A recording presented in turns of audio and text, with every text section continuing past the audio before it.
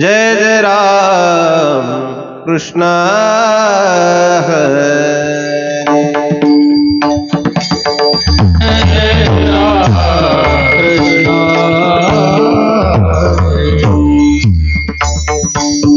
हरे जय राम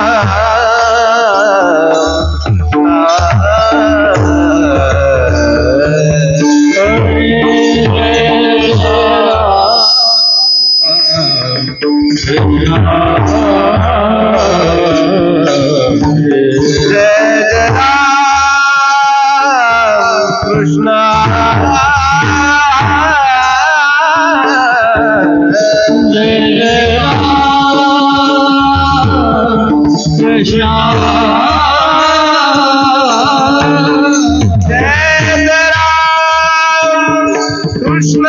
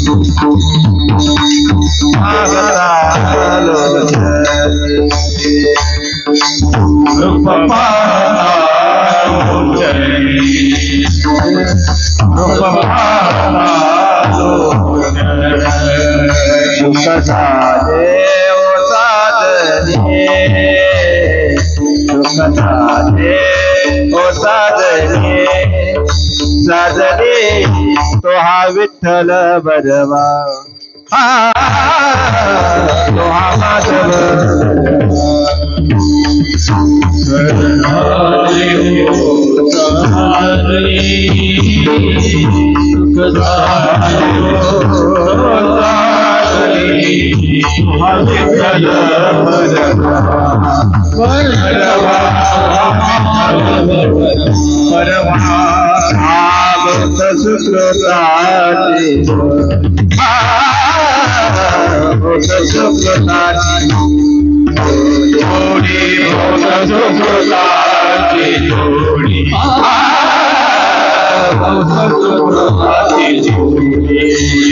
मयोना विठ्ठल आवये मयोना विठ्ठल आवये तुहा विठ्ठल तुहा माधव माधव मयोना विठ्ठल मयोना विठ्ठल तुहा विठ्ठल बरवा मरहा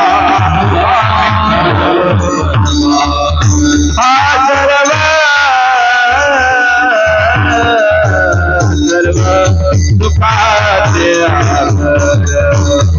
सर्व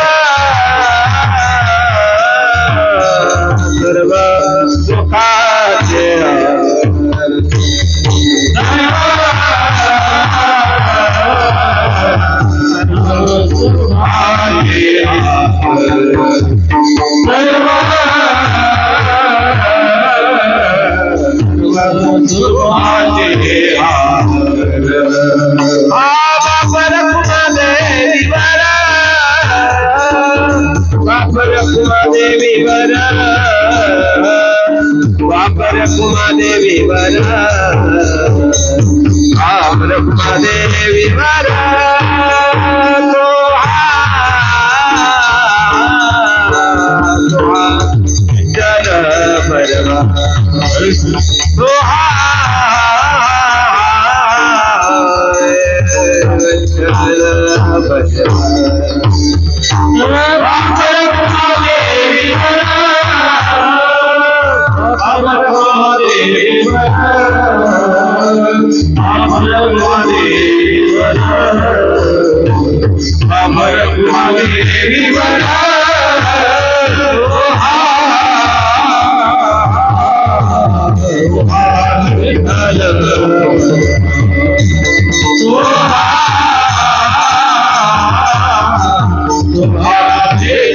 जल भरवा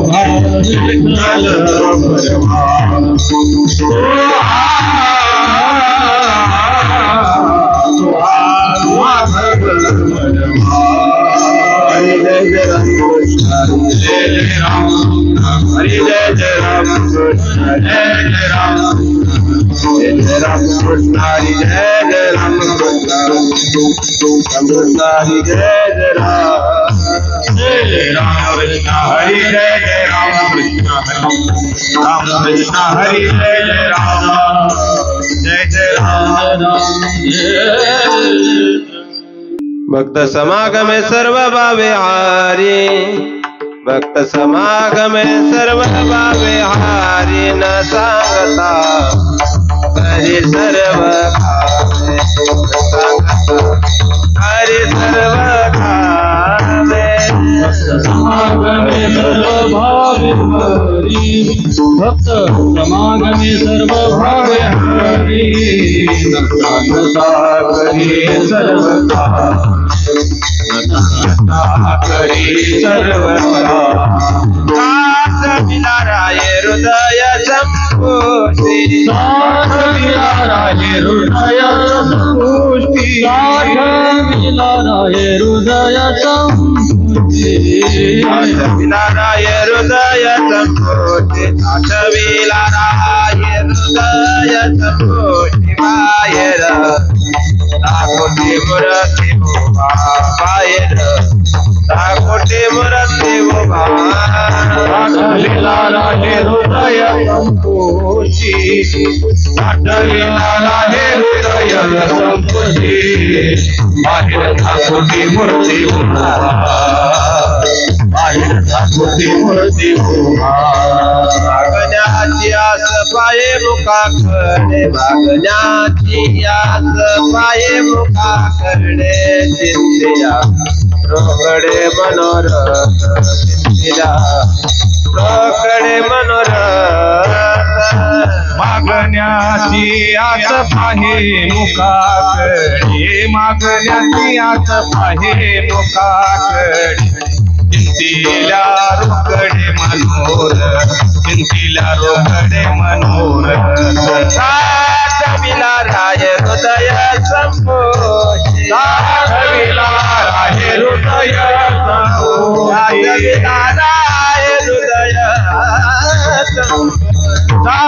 मिलाराय हृदय संपुष्टि मिलाराय हृदय संपुष्टि मिलाराय हृदय संपुष्टि बाहेर दाखोटी मूर्ती उभा बाहेर दाखोटी मूर्ती उभा मिलाराय हृदय संपुष्टि होती आठविला राहे हृदय संपुष्टी बाहेर लाकुटी मूर्ती उभा बाहेर लाकुटी मूर्ती उभा म्हणे जीव भाव देवा भाई तुका म्हणे जीव भाव देवा भाई देवनिया काही न मागती देवनिया काही न मागती तुका म्हणे जीव भाव देवा भाई तुका म्हणे जीव भाव देवा भाई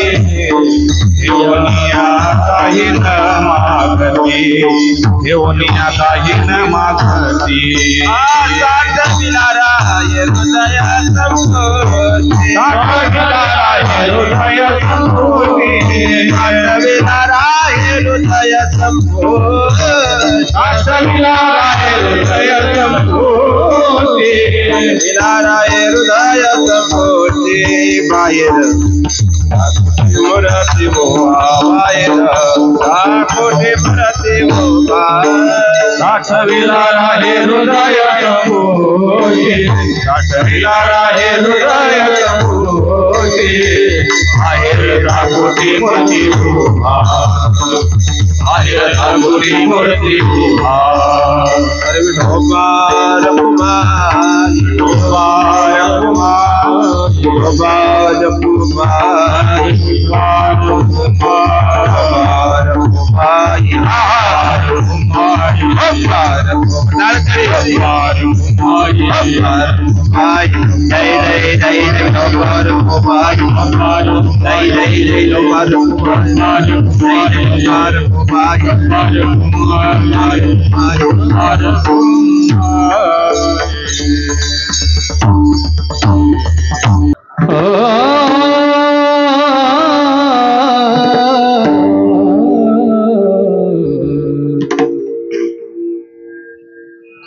भक्त समागम में सर्व भावे हरि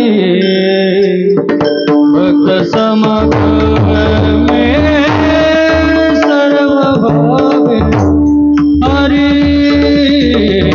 भक्त समागम में सर्व भावे हरि भक्त समागम सर्व भावे हरि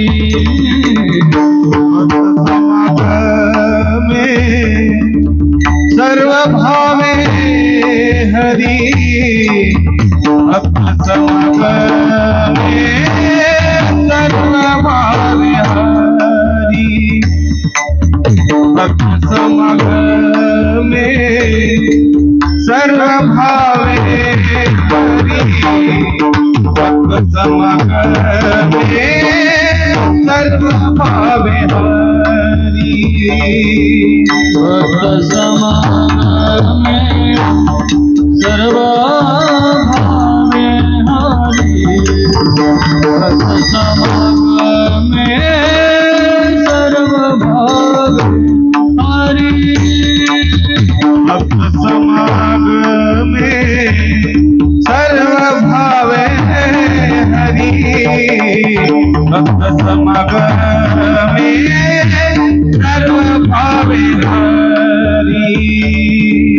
न सांगता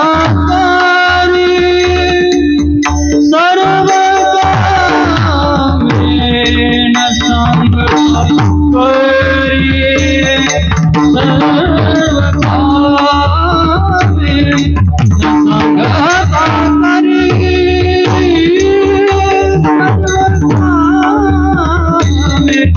न सांगता सर्व कामे साठविला राहे हृदय संपुष्टी साठविला राहे हृदय संपुष्टी साठविला राहे हृदय संपुष्टी साठविला राहे हृदय संपुष्टी न सांगता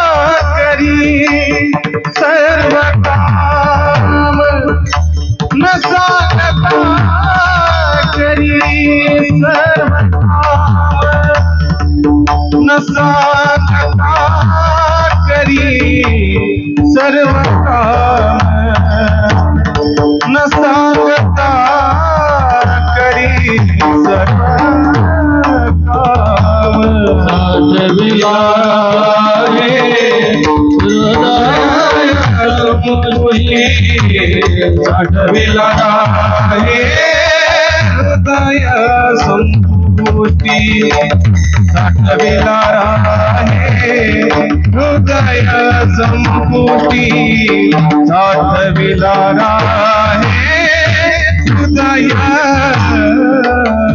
संपूटी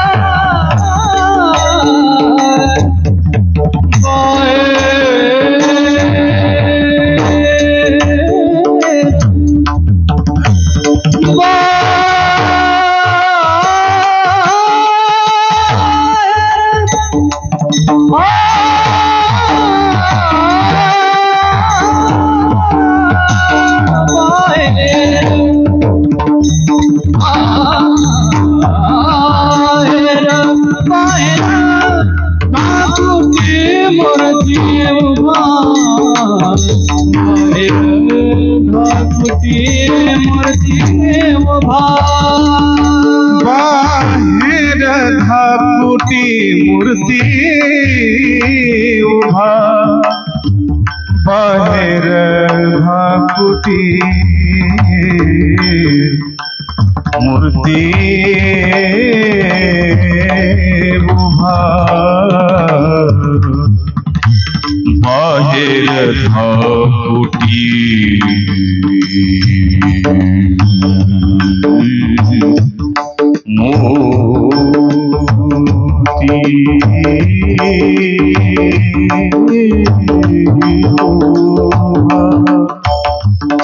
बाहेर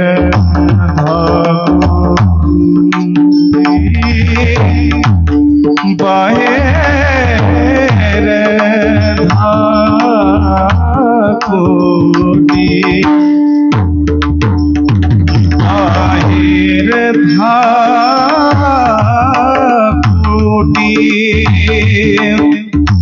बाहेर धाकुटी मूर्ति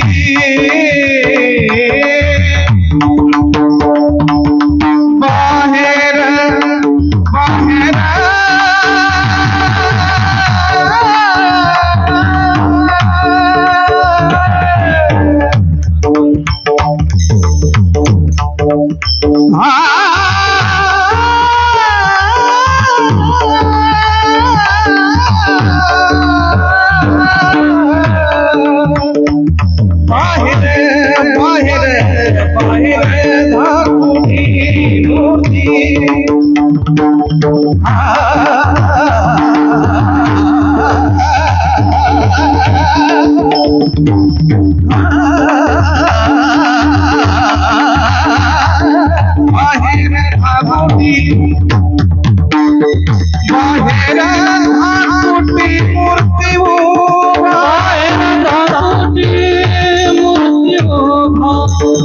बाहेर धाकुटी मूर्ति उभा साठविला नाही हृदय साठविला नाही हृदय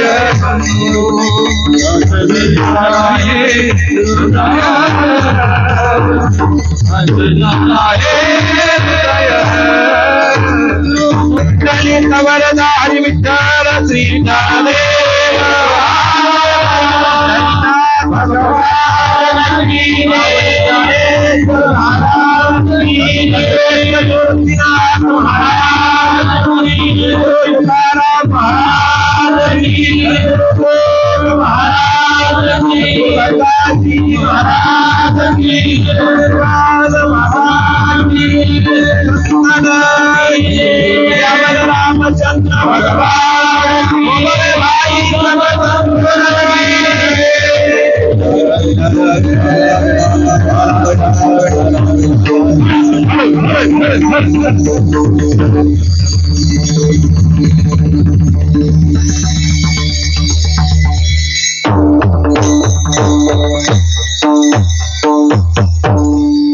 भक्त समागमे सर्व भावे हरि न सांगता करे सर्व काम साठविला राहे हृदय संपुष्टी बाह्य दाकुटी मूर्ती उभा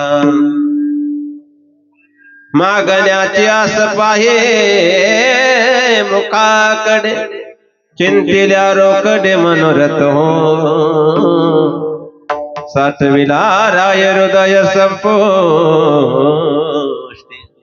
बाहेर दाकुटी मूर्ती उभा तुका म्हणे जीवा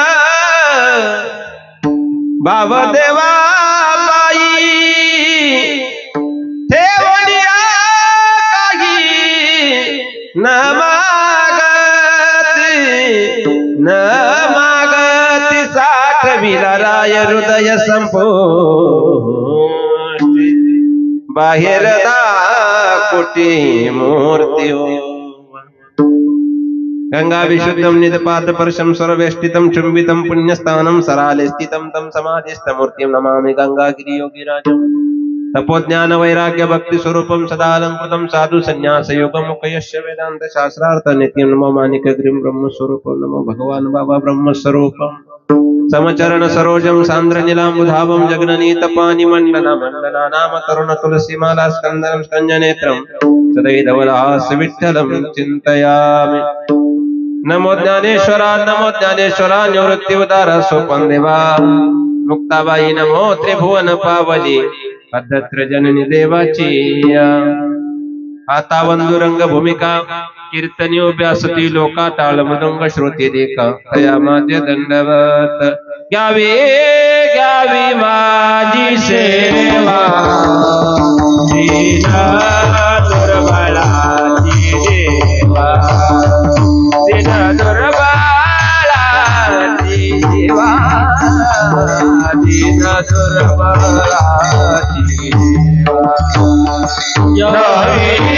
घ्यावी माझी सेवा दीन दुर्बळाची देवा दीन दुर्बळाची देवा दीन दुर्बळाची देवा मस्तक पायावरी यावाद करी संताचा यावाद करी संताचा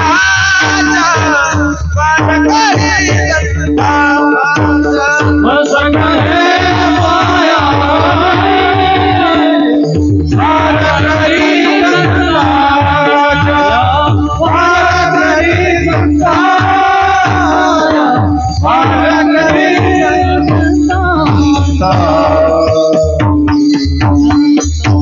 मस्तक भक्त समागमे सर्व भावे हरि न सांगता करी सर्व कामे साठविला राहे हृदय संपुष्टी बाहेर दाकोटी मूर्ती उभा. प्रस्तुत प्राप्त प्रसंगी यथावकाश यथावधान अल्पशा वेळेमध्ये अल्पशा बुद्धीप्रमाणे कीर्तन रूपी वा पुष्प सेवेकरता निवडलेला अभंग. वैराग्य मूर्ती देवचे सुप्रसिद्ध साधू जगतमान्य लोकमान्य देवमान्य संत जगद्गुरु तुकोबरा यांचा चार चरणाचा यावर स्तुतीवर तलावरती आलेला जीवात्मा कर्ममूर्ती दृष्टिकोनातून आला. संत ब्रह्ममूर्ती, देव धर्ममूर्ती, जीव कर्ममूर्ती आहे. तो कर्ममूर्ती जीवात्मा या सृष्टीवर आल्यानंतर आयुष्याच्या साधने सच्चिदानंद पदवी घेणे, ते नाम सोपले रामकृष्ण गोविंद, मी भक्त तू देव ऐसे करी, या बोधापर्यंत गेला. अहम ब्रह्मस्मी बोधापर्यंतची त्याची अवस्था झाली की मी वासुदेव तत्वता याचा तसा विचार कुठेतरी कुंडे दृष्टिकोनातून जागृत झाला की त्या देवाच्या ठिकाणी असणारा अविरत भाव समर्पित केल्यानंतर तो भगवान परमात्मा त्या भक्तांकरता कोणती कार्य करतो याचा विस्तार स्वरूपाने चिंतन मांडण्याकरता अभंग सेवेकरता निवडला. विठ्ठल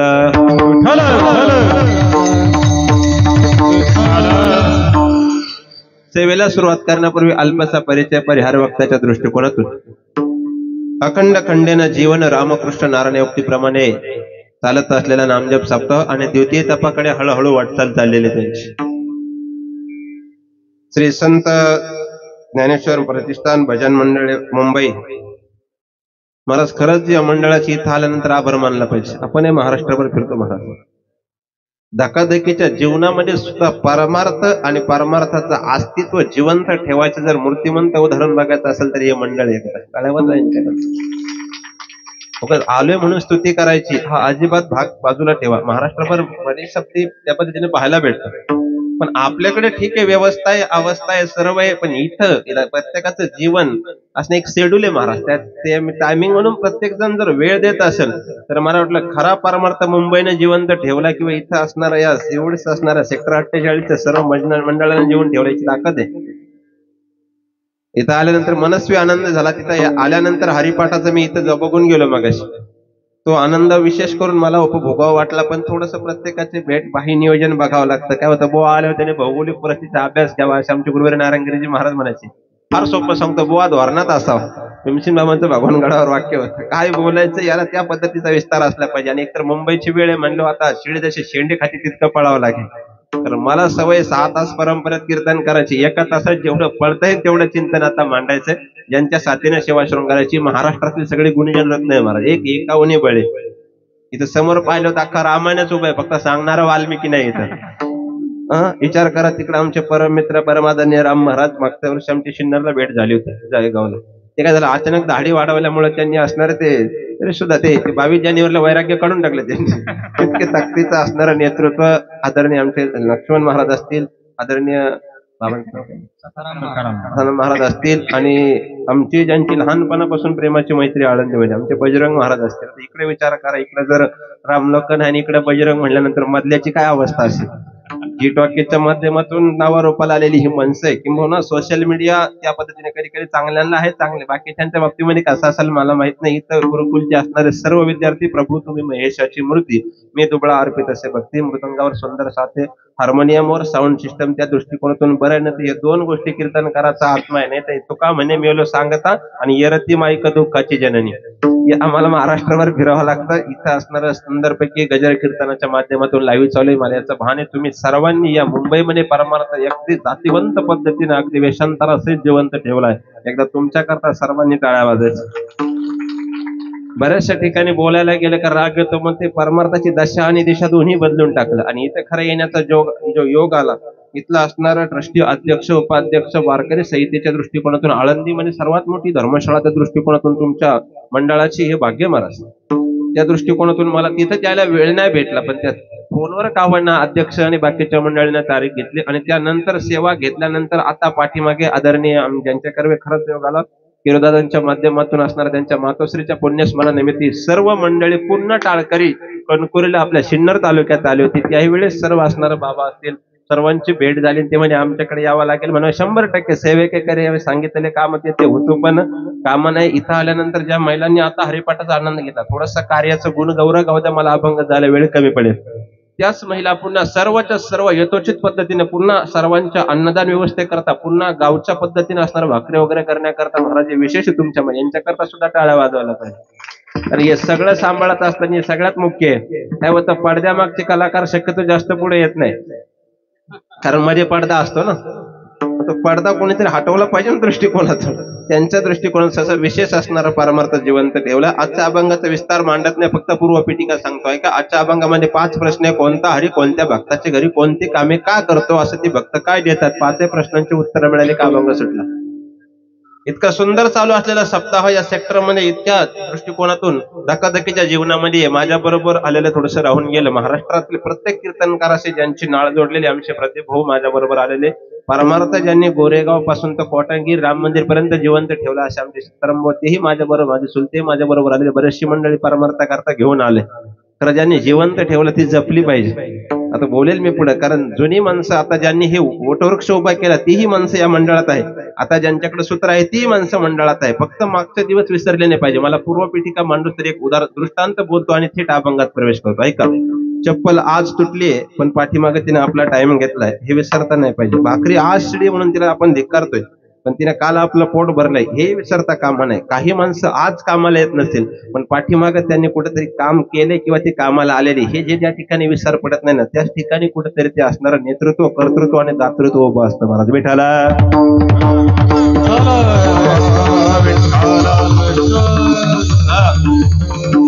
म्हणजे धर्ममंडपामध्ये आल्यानंतर उत्सव करण्यापाठीमागची कारण काय? प्रामुख्याने 3 कारण मी महाराष्ट्रभर प्रत्येक जी टॉकीच्या माध्यमातून बोलून गेलो आणि प्रत्येक कीर्तनात सांगतो. वेदांत वाचस्पती, वैकुंठवासी, प्रातस्मरण, जगन्नाथ अन्न 3 कारण सांगायची.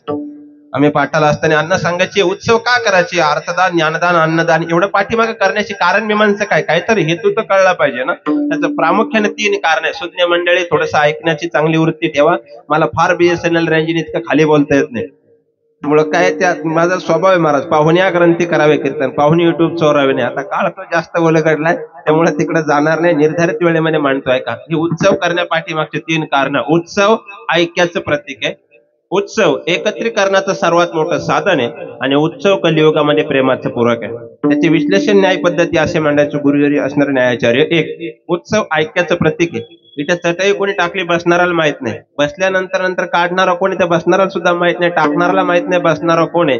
पण जो तो आपापल्या हाताला जी काम पडेल ते चोख पद्धतीने पार पडतो हे उत्सव कलियुगामध्ये ऐक्याचं प्रतीक आहे. मुद्दा नंबर 1. 2. उत्सव कलियुगामध्ये एकत्रीकरणाचं सर्वात मोठं साधन आहे. अनंतर ठिकाणी माणसं एकत्र येतील यात नवल नाही. बऱ्याचशा ठिकाणी पैसे देऊन सुद्धा माणसं एकत्र येत नाही. इथं न सांगता सगळे एकत्र येतात आणि सृष्टीचा एक अघटित नियम आहे. इथं 4 एकत्र येण्याकरता एकाला पृथ्वी सोडावी लागते. माझं बोलणं जरा पाहिजे, तुम्ही नावाने आवडे बोलून अवघडे. इथे 4 एकत्र येण्याकरता एकाला पृथ्वी, कळालं?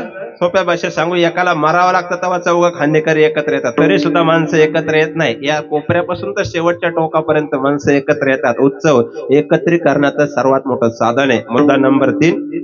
अनुहित प्रक्रिया जर मांडली तर उत्सव प्रेमाचं पूरक आहे. याच्यानंतर लेणे को हरिनाम देणे को अन्नदान. मुंबई सारख्या ठिकाणी 3ही टाइम अन्नदान त्या पद्धतीने चालू आहे. याच्यापेक्षा काय? येथे एक शीत दे दिली अन्न होय कोटी कुळाचे उद्धरण कोटी याग केली पूर्ण ऐसे महिमान तीर्थाचे. इतकी ताकद असणारा सद्गुरु गंगागिरीजी महाराज परंपरेमध्ये एक वाक्य वाचलं होतं, लेणे को हरिनाम देणे को अन्नदान. तुम्ही अन्नदान करताय, मला वाटतं एक जण ज्याच्या ठिकाणी अन्न देत असेल ना, एक कण का होईना देत असताना त्याच्याकरता भाग्यवानाकरता एक वाक्य बोलतो. तेवढं थोडस होईल मला अभंगातून बाजूला, पण थोडस त्यांचंही झालं पाहिजे की नाही. नीट ऐका. जी माणसं जिवंतपणे अन्नदान करतात, गरुड पुराणामध्ये सिद्धांत असा आहे, जी माणसं जिवंतपणे अन्नदान करतात ती मेल्यानंतर स्वतःच्या जेवणाची सोय करून ठेवतात. हा न्यायशास्त्रातला पुरावा मी देईल योग्य वेळानंतर. नाहीतर मेल्यानंतर जर मृतावकोश आत्मा त्या ब्रह्मयोनीमध्ये गेला तर त्याला ज्यावेळेस दहन आणि दफन या 2 प्रक्रिया झाल्या की तो मृत योनीमध्ये गेल्यानंतर त्या जीवात्म्याला ज्यावेळेस मारिती झोडीती तोडीती निष्ठुर नाही त्या यमासी करुणा ओढून या काढती कुडी प्राणान ओढाळ सापडे जैसी धाना ज्ञानोबरा म्हणतात. त्या पद्धतीने विचार करत असताना त्याला मृत योनीमध्ये गेल्यानंतर दफन केलेल्या प्रेताचं मांस खाऊनच पुढचा जन्म स्वीकारावा लागतो, असा सरळ सरळ सिद्धांत आहे. किती भाग्यवान असतील जे अन्नदान करत असतील ते. मग इथं ज्यावेळेला एखादा बसेल, आपल्याकडे कधी कधी आमटी भाकरीचं पण मेनू करतात. पारनेर जुन्नर तालुक्यामध्ये बाबा आपण काय मागतो, आण्याची आमटी प्रसिद्ध उत्सव आहे. जर कुणी असेल तर मुंबईवाले किटली भरून आणतात सप्ताहातून. इतकी सुंदर आमटी असते. लाखो समाज एका वेळेस जेवण करतो की नाही. मी रंगदास स्वामी संस्थांमध्ये कीर्तन केलं मागच्या सप्ताह मोठ्या उत्सवामध्ये. ते आमटीचं आपल्याकडे काय होतात, काय माणसं जेवताना काय करतात, असं काय म्हणतात तुमच्याकडे? इकडे सुद्धा फुरकाच म्हणतात. अरे बापरे, एवढा बदल इथून तिथपर्यंत आला तरी शब्दकोश काय बदलला नाही. म्हणजे सगळीकडे सारखंच आहे. म्हणजे काय मला वाटलं थोडासा बदल असेल, काय नाही. आमच्याकडे मेल्यावर जाळतात,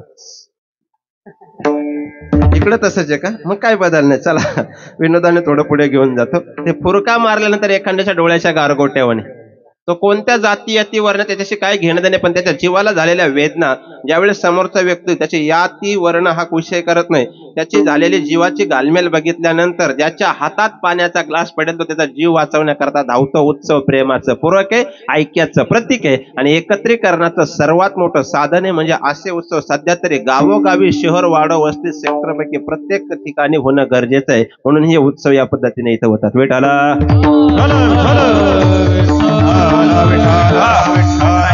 अभंगाचा कोणताही या मुद्द्यावर बोलण्यापूर्वी इथं सुख सापेक्ष क्रियेकरता प्रत्येकाला भक्त व्हायचंय. भक्त होण्याकरता 5 अवस्था त्यापैकी एक सांगतो. पहिले आत्यंतिक दुःखाची निवृत्ती, परमानंद सुखाची प्राप्ती. सृष्टीमध्ये आलेल्या प्रत्येक जीवाला सुख सापेक्ष अपेक्षा आहे. रात्रंदिवस प्रत्येकाचा प्रयत्न कशा करताय, बोलत चला गड्या, करू आवडीने वाद तुमच्या सुखाचा संवाद. तुम्ही बोलले पाहिजे. हे एकुल्याचा खेळ म्हणून मेळवेला. कधी कधी काय होतं, सगळं समोरच्याकडे बघून कीर्तन करावं लागतं. त्या 7 ते 9 असेल तर फार बरं आहे, पण 9 ते 11 असेल तर मग फार अवघड असतं. मी त्या आळकुटीच्या ठिकाणी, आळकुटी ना तुमच्याकडे, 9 ते 11ची पद्धत, आणि त्या 9 ते 11ला कीर्तन केलं महाराज. इतकं सुंदर कीर्तन. मी सर्व चिंतन मांडायचे. पुढे बसणारे वयस्कर होते, 90-95 असे विद्यार्थी जुन्या काळातले प्रौढ शिक्षण वर्गाचे. हा म्हणजे आता ते विद्यार्थीच म्हणावं लागतील ना, त्याच्या पुढे बसलेले. आणि मी अख्खं कीर्तन एका व्यक्तीकडे बघून केलं. इतका बारबंदी फेटा बांधलेला, शुभ्र वस्त्र, डोळ्यामध्ये चष्मा. किती चिंतन केलं का ते करायचं. म्हटलं वा, फार हुशार आहे. आणि काही विनोद केले का करायचं. मला वाटलं याला पचत नाही. मी 2.5 तास बजरंग महाराज अख्खं कीर्तन त्या व्यक्तीकडे बघून गेलं. नंतर गायकाला विचारलं, पुढे बसलेला व्यक्ती फार हुशार होता. तो म्हणला तुमचा भ्रम होता, तो बहिरा होता म्हणला. असा भ्रम होऊ नये म्हणून सगळ्यांना शेवटापर्यंत श्रवण होईल इतक्या पद्धतीचं चिंतन मांडण्याचा माझा प्रयत्न. उद्या कुणी म्हणा नको कालचं कीर्तन मंडपाच्या वरून गेला, तर नवीन कीर्तनाला कीर्तन पडलं बसलं काय पद्धत आली मला माहित नाही. कधी कधी काही लोक म्हणतात महाराज फार कमी वयात नाही, यावं यात नाही का, कमी वयात नाही, या वयात त्यावेळेस आनंद कळेल. कीर्तनाचे नि नटनाचे नासिले व्यवसाय प्रायचित्ताचे, जे नावाची नाही पापाचे ऐसे केले, ऐसे केले, ऐसे केले. कीर्तन चांग, कीर्तन चांग, कीर्तन चांग, कीर्तन चांग,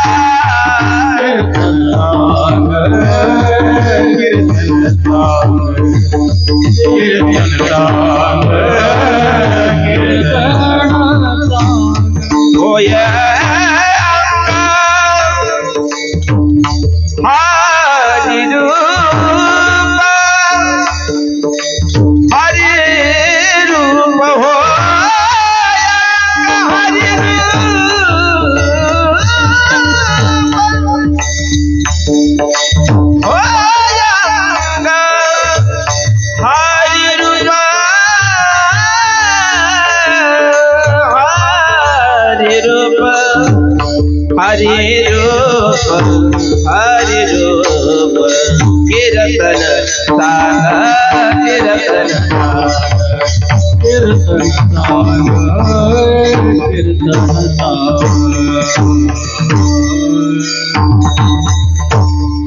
इतकं चांगलं कीर्तन आहे. पहिली अवस्था आहे आत्यंतिक दुःखाची निवृत्ती. प्रत्येकाला अपेक्षा कशाची आहे, सुखाची आहे. कमी कर बोलतात. मी इथं बसलेल्या प्रत्येकाला अपेक्षा कशाची आहे, सुखाची. माझ्या आधी जी व्यक्ती इथे येताना मंदिरातून दर्शन घेऊन आले, प्रत्येक जण 99 वर्ष झालं तरी काय म्हणतं, देवा सुखानं नाही म्हणतं का तुमच्याकडे, काय म्हणतं. आमचे गुरुवारी अण्णा म्हणायचे 99 वर्ष 364 दिवस जगला ना माणूस, शेवटच्या दिवशी जरी नेला ना, ज्याचं डिपॉझिट संपणार आहे 100 वर्षाचं, तरी तो शेवटच्या दिवशी सुद्धा म्हणतो देवा सुखाचं ठेव. आणि 5 वर्षाचं शेमडं पोरग जरी दर्शनाला नेलं ना, तरी माणसं म्हणतात, म्हातारे म्हणते बाळा म्हण देवा सुखाचं. मग जर वयाच्या 5व्या वर्षी सुखच मागताय, वयाच्या 100व्या वर्षी जर अपेक्षा सुखाची, तर सुख या शब्दाची नेमकी पारिभाषिक व्याख्या काय. कधी कधी थोडस चिंतन ऐकायचे सेवा ठेवा. काय पाहुण्या ग्रंथी करावे कीर्तन. उगाच काय झालं, गायी 2-4 विषय झाले काय कीर्तन असं नाही, काही संहिता आहे महाराज. थोडस तरी चिंतन असायचं. काय झालं, ऐकण्याची मानसिकता आजही लोकांची आहे, पण सांगणारा निवृत्ती सोडली आहे. सगळ्यात मोठं खतरनाक कमी. लोक गाडी घोंगराची पर्यंत गेले, हाकायला बायाने बसवलं, मग बस झालं, बस याच्यापेक्षा काय दुर्दैव नाही. मी ते घोटीला भोलेबाबांकडे कीर्तन केलं त्या दिवशी रोपे महोत्सव आणि म्हणलं बाबा ऐकणारे फार खाली गेले. तेव्हा कसं काय म्हणलं, रामायणामध्ये ज्यावेळेस प्रसंग ओढवला त्यावेळेस हनुमंतरायांना श्रीकृष्ण परमात्म्याने सांगितलं जाऊन लंका जाळून दे खालचे. म्हणले खरंय खरंय ना, रामायणात कृष्ण घातला तरी खरंय, हेच बरं आहे. काय सांगावं लोकांना, कीर्तन कळतंय ना, डोक्यावरून जात नाही ना. फार सोपं सांगतोय मी, काय चिंतनात गेलो नाही अजून. आता सिटीमध्ये चिंतन सांगणे म्हणजे जगन्मिथ्यन ब्रह्म सत्यन माया ब्रह्म होईल, इतकं सोपं नाही. यांना पचनी पडलं पाहिजे. कीर्तन एवढं सोपं नाही. आधी आठवावं लागतं, आठवलेलं साठवावं लागतं, साठवलेलं तुम्हाला पाठवावं लागतं, नाही पटलं तर काय काय काटवावं लागतं. इतकं सोपं वाटलं का हे एवढं मॅनेजमेंट सोपं नाही. यादी नीट आहे का. मग प्रत्येकाला अपेक्षा कशाची, बोलत चला वेळ कमी पडेल, सुखाची. मग सुख या शब्दाची तुमच्या दृष्टिकोनातून नेमकी व्याख्या काय, आपल्याला अभंग सोडायचा. प्रत्येकाला अपेक्षा सुख आहे, मला सुद्धा सुखाची अपेक्षा आहे. वाक्य नीट बोलू. सुख या शब्दाची न्यायाचार्य दृष्टिकोनातून यजुर्वेदाच्या 14व्या स्कंदामध्ये व्याख्या अशी मांडली गेली, प्राप्त क्रियेच्या ठिकाणी भोग अवस्था मनस्वी क्रियेच्या विरुद्ध न घडणं तयानाम सुख. सुज्ञ मंडळी, त्यामुळे थोडं सांगतोय का, कोणतीही क्रिया माझ्या मनाच्या विरुद्ध न घडणं हे प्रत्येकाचं काय आहे, सुख आहे. आणि फार जर सुखाची व्याख्या फार अंतिम स्टेजला येऊन जर पोहोचली तर फार सोपा अर्थ निघेल. सुज्ञ मंडळी म्हणून सांगतो, प्रत्येकाचं सुख म्हणजे कलियुगातलं फक्त फक्त फक्त. बरोबर आहे का नाही. रात्रंदिवस तुमचे 9 ते 5, 8 ते 6, पहाटे 4 ते 12 चाललेली धडपड कशा करता. फार सोपं बोलू, मी एवढ्या लांबून कीर्तनाला आलो कशा करता. मला सुद्धा दावणीला बांधाय. माणसांना काय घेण्यात येणं नाहीये. म्हणजे प्रत्येकाची व्याख्या सुख या शब्दाची इथपर्यंत आहे. मी जास्त शपक म्हणत नाही. सुधीर फडकेंचे एक जुन्या काळामध्ये गीत होऊन गेलं. ते पहाटे वासुदेव यायचा आणि गाव जागा करायचं जुन्या काळामध्ये. आता वासुदेवाचा आवाज वाढला का भजनाव केसी करणारे अवलादी महाराष्ट्रात. खरं बोललं म्हणजे मग जरा बरं वाटत नाही. आणि कीर्तनकार खरंच बोलला पाहिजे. झेपीला लागलेला मुंगळा चिटकून जेवढा सुटण्याचा प्रयत्न करतो तेवढा गुंततो. गुळचटवाने चालणारच नाही. वक्त्याकडे वक्ते बाबा म्हणायचे, वक्त्याने जास्त वक्त्यावाने बोलू नये, पण माझे इतकं वक्त्यावाने बोलू नये म्हणायचे. हे त्यांचा शब्द होता. जुनी पिढी होती, जाणते कीर्तनकार होते. ऐका, ते वासुदेव आला की सुखाची व्याख्या सांगायची याच्यावाली. वासुदेवाची ऐकावानी, वासुदेवाची ऐकावानी जगात नाही रामर. दाम करी काम वेड्या, दाम करी कामर, दाम करी काम वेड्या, दाम करी कामर. इथपर्यंत याच्याशिवाय कोणत्या क्षेत्रात नाही. मग सुख हे शब्द प्रत्येकाला अपेक्षित. याचा अर्थ प्रत्येकाच्या वाट्याला कुठेतरी दुःख आहे. मी पहिला शब्द सोडतोय बघा, आत्यंतिक दुःखाची निवृत्ती. सुज्ञ मंडळी ऐका, म्हणजे दुःख किती प्रकारचं आहे याचे सुद्धा कारण मी माणसं सांगतो. न्यायशास्त्राच्या दृष्टिकोनातून 5 प्रकारचं दुःख सांगितलं. मला वाटतं कोमोदनी विषयाच्या अंतर्गत जर मांडायला गेलं तर 3 दुःख सांगितलं, वेष्टी, समवेष्टी आणि उद्विग्नता. बरोबर आहे. पाठाला असणाऱ्या विद्यार्थ्यांना कळलं. बाकीच्यांना काय नाही. महाराज नळी फोन केली, सोनारी इकडून तिकडे गेल्यावर काही म्हणतात. ते कालचं कीर्तनकार वा वा वा वा काय गाणे म्हणत हो, काम पटाव गाणे म्हणत होतो. परमार्थातले फार बुडाले का. काही काही तर माणसं फरमाईश केली म्हणजे तेवढं म्हणा मित्र वानव्या म्हणजे गारव्या सारखा. म्हणलं जमलं काय. दलिंदर अवस्था आली परमार्थामध्ये. इतक्या खालचं का महाराज. यादी नीट आहे का. इथं उभं राहिल्यानंतर एक संहिता आहे, भक्ती ज्ञान विरहित इतरा गोष्टी ना कराव्या, प्रेम बरे वैराग्याच्या युक्ती विवराव्या, जेणेकरून अंतरी मूर्ती टसावी श्रीहरीची. ऐसे कीर्तन मर्यादा आहे संताच्या गर्दी, ऐसे कीर्तन मर्यादा आहे संताच्या गर्दी, ऐसे कीर्तन मर्यादा है संताच्या घरची, ऐसे कीर्तन मर्यादा है संताच्या घरची. मी ही चाल का म्हटलं माहितीये, जाणकार ऐकणारा करतात ते म्हणजे मर्यादा सांगतो अशी चाल का म्हटलं. बरोबर. जगन्नाथ अण्णा बोधे बाबांना म्हणले, जर तुम्ही गायनाच्या बाबतीमध्ये जर मर्यादा सोडायची म्हटली तर कुठपर्यंत सोडाल. बाबा म्हणे इथपर्यंत सोडेल. वेठाला वेठाला कळलं ना. नाही कळलं त्याने जेवून गेले तरी चालन घरी. चला यादी सांगतो आता बारकाईने लक्ष द्या. प्रत्येकाला दुःख आहे. 3 अवस्था आहे, वेष्टी, समवेष्टी आणि उद्विग्नता. हे तिन्हींची व्याख्या सांगतो म्हणजे दुःख शब्दाचा एक एक परावर्तित अर्थ कळेल. वेष्टी समवेष्टी म्हणजे नेमके काय. वेष्टी अवस्थामध्ये दुसऱ्याच्या बाबतीमध्ये किती घडलेलं दुःख आपल्या बाबतीपेक्षा ते कमी वाटणं त्याला वेष्टी अवस्था म्हणा. आणि दुसऱ्याच्या बाबतीत किती घडलं ते आपल्यापेक्षा कमी याला वेष्टी. आणि आपल्या बाबतीतलं हे दुसऱ्याच्या बाबतीत घडत असताना ते त्याच्या दृष्टिकोनातून कमी वाचणं याला समवेष्टी. नाही कळलं का. गाठागाठ होत असं 7 ते 9 सोपं सांगतो. आपल्या फ्लॅट मधले लाईट असावा, नाख्या बिल्डिंगची जावा. किती आनंद. आनंदच ना, याला काय म्हणतात? समवेष्टी. कारण अख्ख्याला दुःख आहे, आपल्याला आनंद आहे. याच्या उलट वेष्टी दुःख अख्ख्या बिल्डिंगची असावं, मग आपल्या फ्लॅटची जावा. अध्यक्षासह सेक्रेटरीसह सगळ्यांची यादी एका मिनिटात नंबर लावतात. MSCB सह असणारे नंबर लावतात माणसं. म्हणजे दुसऱ्याच्या बाबतीत घडलं की ते आपल्याला कमी भासतं आणि स्वतःच्या बाबतीत घडलं की ते इतरांपेक्षा जास्त भासतं. याला वेष्टी समवेष्टी अवस्था म्हणतात, दुःखाच्या दोन. आणि तिसरी अवस्था सांगितली उद्विग्नता. उद्विग्नतेची सरळ व्याख्या गुरुजी अशी आहे: प्राप्त क्रियेच्या ठिकाणी भोगमान अवस्था भोगत असताना मनस्वी क्रियेच्या विरुद्ध क्रियामान न घडणं म्हणजे त्या दुःखाला कारणीभूत मानत नाही. जीवसृष्टीमध्ये आलेला प्रत्येक जीव प्रत्येक ठिकाणी स्वतःच्या बाबतीत घडलेलं दुःख हे पुनर्वाट्याला येऊ नये याच्याकरता प्रयत्न करतात की नाही. आता गावाकडून आलेली मंडळी सर्व या ठिकाणी थोडस अपेक्षित धरतो. असं आपल्याकडे म्हणी बघा, जुन्या काळामध्ये एक म्हण होती, ताकाने पोळलं का दूध सुद्धा. असंच आहे. तुम्ही कीर्तनात आहे का? मी म्हणलं ताकाने पोळलं का दूध, ते म्हणते खरंय. मांडपाला दोरी आहे का वर? म्हणजे आधार घ्यायला. रस्सी आणि फाशी समीकरण लावू नका, एवढं सोपं नाहीये. दुधाने पोळलं की ताक सुद्धा फुकून पितात. मग एकदा जर क्रिया घडली ते पुनर्घडू नये म्हणून जीव प्रयत्न करतो. याला एक दृष्टांत देतो. माझा स्वभाव एक दृष्टांत, एक सिद्धांत आणि एक प्रमाण, त्या पद्धतीने पुढे जात असतो. याला दृष्टांत देतो. विजांचा कडकडाट ढगांचा गडगडाट झाला की एका पक्षाला नाचं वाटतं. काय नाव त्याचं? सगळे बोलत चला, मोर. 1 तास विजांचा कडकडाट चालला, ढगांचा गडगडाट चालला, मोराचा नाचही सुंदर चालला. नाचणाऱ्या मोराकडे बघून म्हणावं वाटलं, नाच रे मोरा, आंबे राहिले नाही पुढे नाचू. स्वतंत्र प्रश्न आहे त्याचा.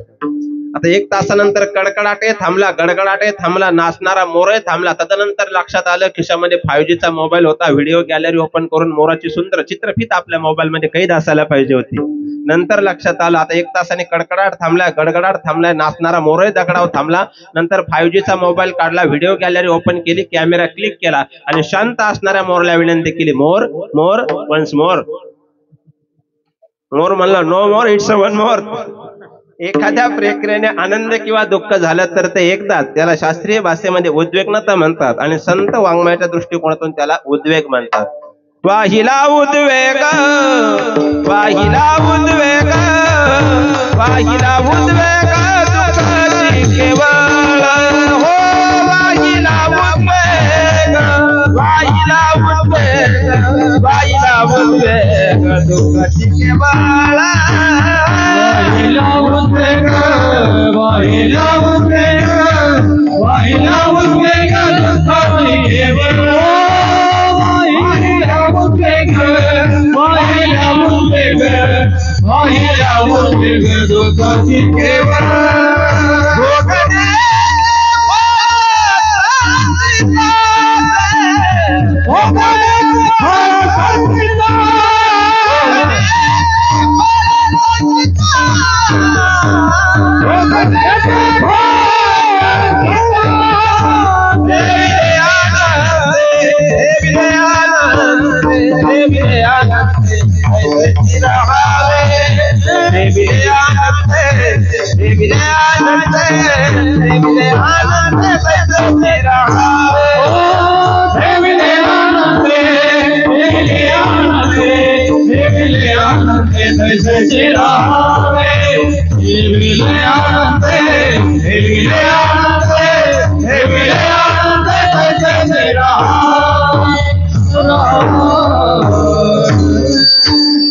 गायन येत नाही बघा, काय होतं, आपोआप तयारी होती.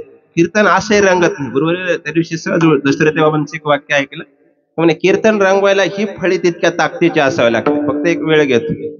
वाजवणारा अर्धा वाजवणारा आणि अर्धा गायक पाहिजे.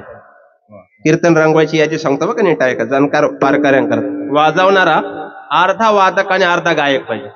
गाणारा अर्धा गायक आणि अर्धा कीर्तनकार पाहिजे. कळतंय ना? गाणारा अर्धा गायक आणि अर्धा कीर्तनकार पाहिजे. वाजवणारा अर्धा वादक आणि अर्धा गायक पाहिजे. कीर्तनकार अर्धा वादक अर्धा गायक पाहिजे आणि पूर्ण कीर्तनकार पाहिजे. नाही ते इकडं पांढरी दोन, तिकडं पांढरी दोन, ते पांढरी दोन. बुवा जर काळ्या पांढरी जात असन, म्हणजे गेला काळी दोनला, आला पांढरी दोनला, त्यांनी तिकडं काळं पांढरं करावं आमचे बाबा म्हणायचे. कीर्तन एवढं सोपं नाही महाराज. कीर्तनाला 3 गोष्टी तत्व आहे. आम्हालाही रात्रंदिवस स्मरण आहे. तुम्ही ट्रेनच्या दृष्टिकोनातून सोडा. ऐका, मी 3 वाक्य सांगतो. 1, वाजवताना वाजवणाऱ्याचा ताल जाणं हे त्याचं मरण आहे. गाताना गाणाऱ्याचे सम हलणं हे त्याचं मरण आहे. वक्त्याला पुढचा शब्द न आठवणं हे त्याचं मरण आहे, आणि कीर्तन श्रोता झोपणं हे वक्त्याचं मरण आहे. बऱ्याचशा ठिकाणी मरणाला सामोरं जावं लागतं. रात्रंदिन महायुद्धाचा प्रसंग, रुपा हाताला झोपला तर जय विठ्ठलच उठला बो. नंतर कळालं कालचं कीर्तन हा भारी होतं, काय होतं शांताचा अभंग. म्हणून तर थोडस तालबद्ध अशी चांगली मंडळी भेटली का आनंद घ्यावा वाटतं, पण काळ वेळ नाम उच्चारिता नाही म्हणायला सोपं आहे, प्रमाण अंमलात आणायला कठीण असतात ते. ज्याला कळन त्याला धन्यवाद, नाही कळन त्याला डबल धन्यवाद. या नीट आहे का, हे दुःख झाले आपल्या वाट्याला. 3 दुःख सांगितले. मग या दुःखातून कोणाला सुटता नाही आलं याचं एक उदाहरण द्या, तरच आम्हाला मान्य होईल की दुःख प्रत्येकाला भोगावं लागलं. चला रामायणाकडे घेऊन जातो. रामायणामध्ये 3 माणसं होऊन गेले ज्योतिषशास्त्रामध्ये पारंगत. उत्तर देत चला पटापट. 1 कैकई, 2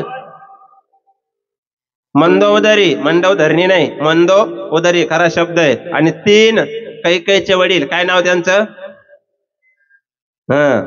इथं आपलं चिंतन आहे. किमान आपल्याला तेवढं तरी माहित असायला पाहिजे का रे. गुरुवारी वक्ते बाबांचा एक शब्द होता, आम्ही चातुर्मासाला असताना बाबा म्हणायचे, महाराष्ट्रातल्या रामायणकारांनी रामायणातले भाव काढायला पाहिजे आणि लोकांपुढे सांगायला पाहिजे. म्हणे दुर्दैव म्हणे यांनी भावने काढली आणि भाव वाढवले. म्हणजे मी थोडा स्पष्ट बोलतो त्यामुळे माझा राग येतो. हे माहित किमान एवढं तरी माहित असायला पाहिजे का नाही, किमान थोड्या गोष्टी कोणी. किमान काही माणसं माझ्याकडे बघितलं का, हे पोर अरे असं नाही, वयाचा अंदाज लावू नका तुम्ही. असाध्य ते साध्य करिता सायासेन कारण अभ्यासे तुका म्हणे. नीट आहे का. परमार्थामध्ये सुद्धा अभ्यासाची सहित आहे, वयावर अजिबात जाऊ नका. 1400 वर्षाचा चांगदेवाला चिमुरड्या 7 वर्षाच्या मुक्ताईने उपदेश केला होता. उपदेशाला वयामध्ये बंधन नाही. हा तुम्ही उपदेश देता तो भाग करून आला 26 जानेवारी. आता तुमचा उपदेश म्हणजे फार कठीण उपदेश. तुमचं वय वर्ष 75, पुढे ऐकणाराचा 8 वर्ष. 26 जानेवारीला भाषण देताना सांगतो, पोराओ इंग्रजांनी देश फार लुटला. पोरं म्हणले लुटला पण तू इतका नाही लुटला म्हणे. तो फार गावात तर वाराडातल्या वाराडात माणूस नाही ठेवला, इतका लुटला. ही वयाची संहिता आहे या ठिकाणी. पण परमार्थामध्ये उपदेशाला वयाचं बंधन नाही. क्रियामान ऐका. त्याचं कैकईच्या वडिलांचं नाव होतं अश्वपती राजा. वेळ धावती, नेऊन ठेवा. दुःख कोणाला उपभोगावं लागलं याच्याकरता दृष्टांत देतोय. थोडस चिंतन ऐका. अश्वपती राजाला पशुपक्ष्यांची भाषा कळायची, पण कळलेली जर दुसऱ्याला सांगितलं तर त्याला मरण होतं. कळतंय माझं वाक्य? नीट ऐका. एकदा राजा जेवायला बसला राम महाराज, आणि जेवता जेवता एक मुंगी ताटात आली. त्या मुंगीने घास उचलला आणि ती मार्गस्थ झाली. पुढे एक बलाढ्य मुंगी त्याला भेटली. तिने ताकदीच्या जोरावरती तो घास तिच्याकडून हिसवायचा प्रयत्न केला, पण तिने सांगितलं मी तुझ्याकडून घास घेते, पण तू उपवासी राहू नये ही माझी असणारी एक खंत आहे, आणि तू जिथून घास आणला तिथं पुन्हा आण. त्या मुंग्यांचा चाललेला संवाद ही भाषा कोणाला कळत होती? अश्वपती राजाला. राजा ऐकत होता. ती मुंगी म्हणली मी जिथून घास आणलाय ते पात्र राजाचं आहे. एकदा उच्चिष्ट केलं शास्त्र दृष्टिकोनातून ठीक आहे, पण पुण्यांदा जर उच्चिष्ट केलं तर राजा करणे पाप प्रजेशी भोगणे, त्यामुळे ते होऊ शकत नाही. आपल्या राज्यातील मुंग्यांनी सुद्धा आपल्याविषयी विचार इतका चांगला करावा. खाली येऊन बोलू का, जनावरांनी सुद्धा राजाविषयी विचार चांगला केला पाहिजे. घोषणा द्यायची वेळ नाही आली पाहिजे. थोडा स्पष्ट बोलतो त्यामुळे माझा राग येतो.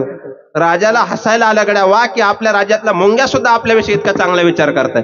तो राजा हसला. नेमकी कैकईची आई भाकर वाढण्याकरता की म्हणे भाकर वाढीन, पण का हसला? राजा म्हणला नाही सांगू शकत. नाही, ती म्हणे सांगावं लागल. सांगितल्यावर काय होतं? मरण होतं ना. नीट आहे का. राजा म्हणला नाही सांगू शकत. ती म्हणे नाही, अरे मरण मी. राजाने तिला सांगितलं मी तुला सांगितलं तर माझं मरण आहे. ती म्हणली मेला तरी चालेल. बरेचसे कैकईच्या आई याच्यावर जास्त ठाम आहे. जाऊ द्यात, कळण त्याला धन्यवाद, नाही कळण तरी घरी गेलो. थोडं चांगलं ऐकायचं शेवट. माझं कीर्तन तर कळतं ना, डोक्यावरून जात नाही ना. एक म्हातारी होती ती लहानपणी मेली. आता कळलं का? हे कळतंय बुवा. चिंतन सांगायला गेलं का मग ते काय होतं, अनुभवाच्या दृष्टिकोनातून पंडिती ज्ञान फार वेगळं, पुस्तकी ज्ञान फार वेगळं. आता सिटीतला अनुभव म्हणजे जवळजवळ परमार्थ बिंबवा लागतो, आणि गावाकडे थोडासा उपजत पद्धतीने ते श्रवणाची सवय असते. इकडे थोडं वेल एज्युकेटेड झाले की ते थोडंसं होतं. फार सोपा विचार जाऊ द्या, थोडं बाजूला येतो. रोजचा 100 माणसांचा 50 माणसांचा स्वयंपाक करणारी महिला आणि रेसिपी वाचून पुस्तक वाचून स्वयंपाक करणारी महिला, दोन्हींचा अनुभव सारखा असेल नाही. कारण जो रेसिपीतला जो अनुभव आहे तो पुस्तकी ज्ञान आहे, आणि जो अनुभवातून आलेला आहे त्याच्यातला तफावत फार होत असते. गुरुहरी बाबा दृष्टांत सांगायचे. झालं म्हणे असं, एक म्हातारी पूजेला बसली, देवपूजेला. आता तुम्हाला कळेल असं कीर्तन करतो बाबा, काय उगाच नळी फोन केली सोन्यावर व्हायला नको. आणि तिनं पूजा करत असताना तिला तो पूजेचा घंटा सापडला नाही. थोडंसं चिंतन आहे.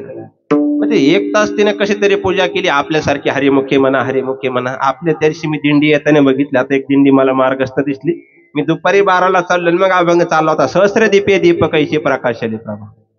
म्हणलं दिंडीवाले कलाकारच आहे. पहाटे 3 संध्याकाळी 4ला चाललो, मग अभंग चाललो होता, उठा पांडुरंगा प्रभात समय पातला. आणि रात्री 12ला डोळे मोडी तर राधा चालले, याला बॅटरीच्या उजेडात दिसले. असं जर परमार्थ असेल तर भजन करणे ओंगाळवाने नरका जाणे चुके ना. ते म्हातारीला घंटा सापडला नाही, म्हातारीला थोडं अस्ताव्यस्त झालं. म्हातारीची सिम सेमी सून जी होती ती सेमी इंग्लिश होती थोडीशी. विचारलं बाळा तो घंटा घेतलाय का तो? म्हणे आत्याबाई थांबा 5 मिनिटात आणून देते, पुस्तकी ज्ञान सांगतो. ती गेली, फ्रीज उघडलं, फ्रीज मधून घंटा आणून दिला. म्हातारीने विचार केला तर काय सर्व दावी पदार्थ नाही. म्हणला आता कुठे ठेवला तर 30 वर्षापासून याला काही झालं नाही, फ्रीज मध्ये ठेवायची गरज काय? म्हातारी थोडीशी आपल्या नगर नाशिक पुणे सगळ्या भागातले होते, इथं सगळे वारकरी, त्यामुळे सगळ्यांचे जिल्हे घेतो. म्हणजे कोणी म्हणा नको माझ्या जिल्ह्याचं नाव नाही घेतलं. सगळ्या जिल्ह्यातले म्हातारी होते आणि सासू होती. ती म्हणले तुझ्या बापानं घंटा फ्रीज मध्ये ठेवला होता का? ती म्हणे आत्याबाई तसं नाही झालं, सकाळी मी एक पदार्थ बनवायला घेतला, रविवारचा दिवस होता नाश्त्याला, आणि त्या पुस्तकामध्ये लिहिलेलं होतं कांदा बटाटा टमाट्याची पेस्ट करा आणि 1 घंटा फ्रीज मध्ये ठेवा.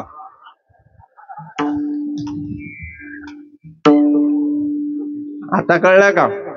हे पुस्तकी ज्ञान आहे आणि अनुभवाचं ज्ञान. याच्या तो कमाण्याचा कोणी सांगे, माझा अनुभव आहे, माझा अनुभव आहे, माझा अनुभव आहे.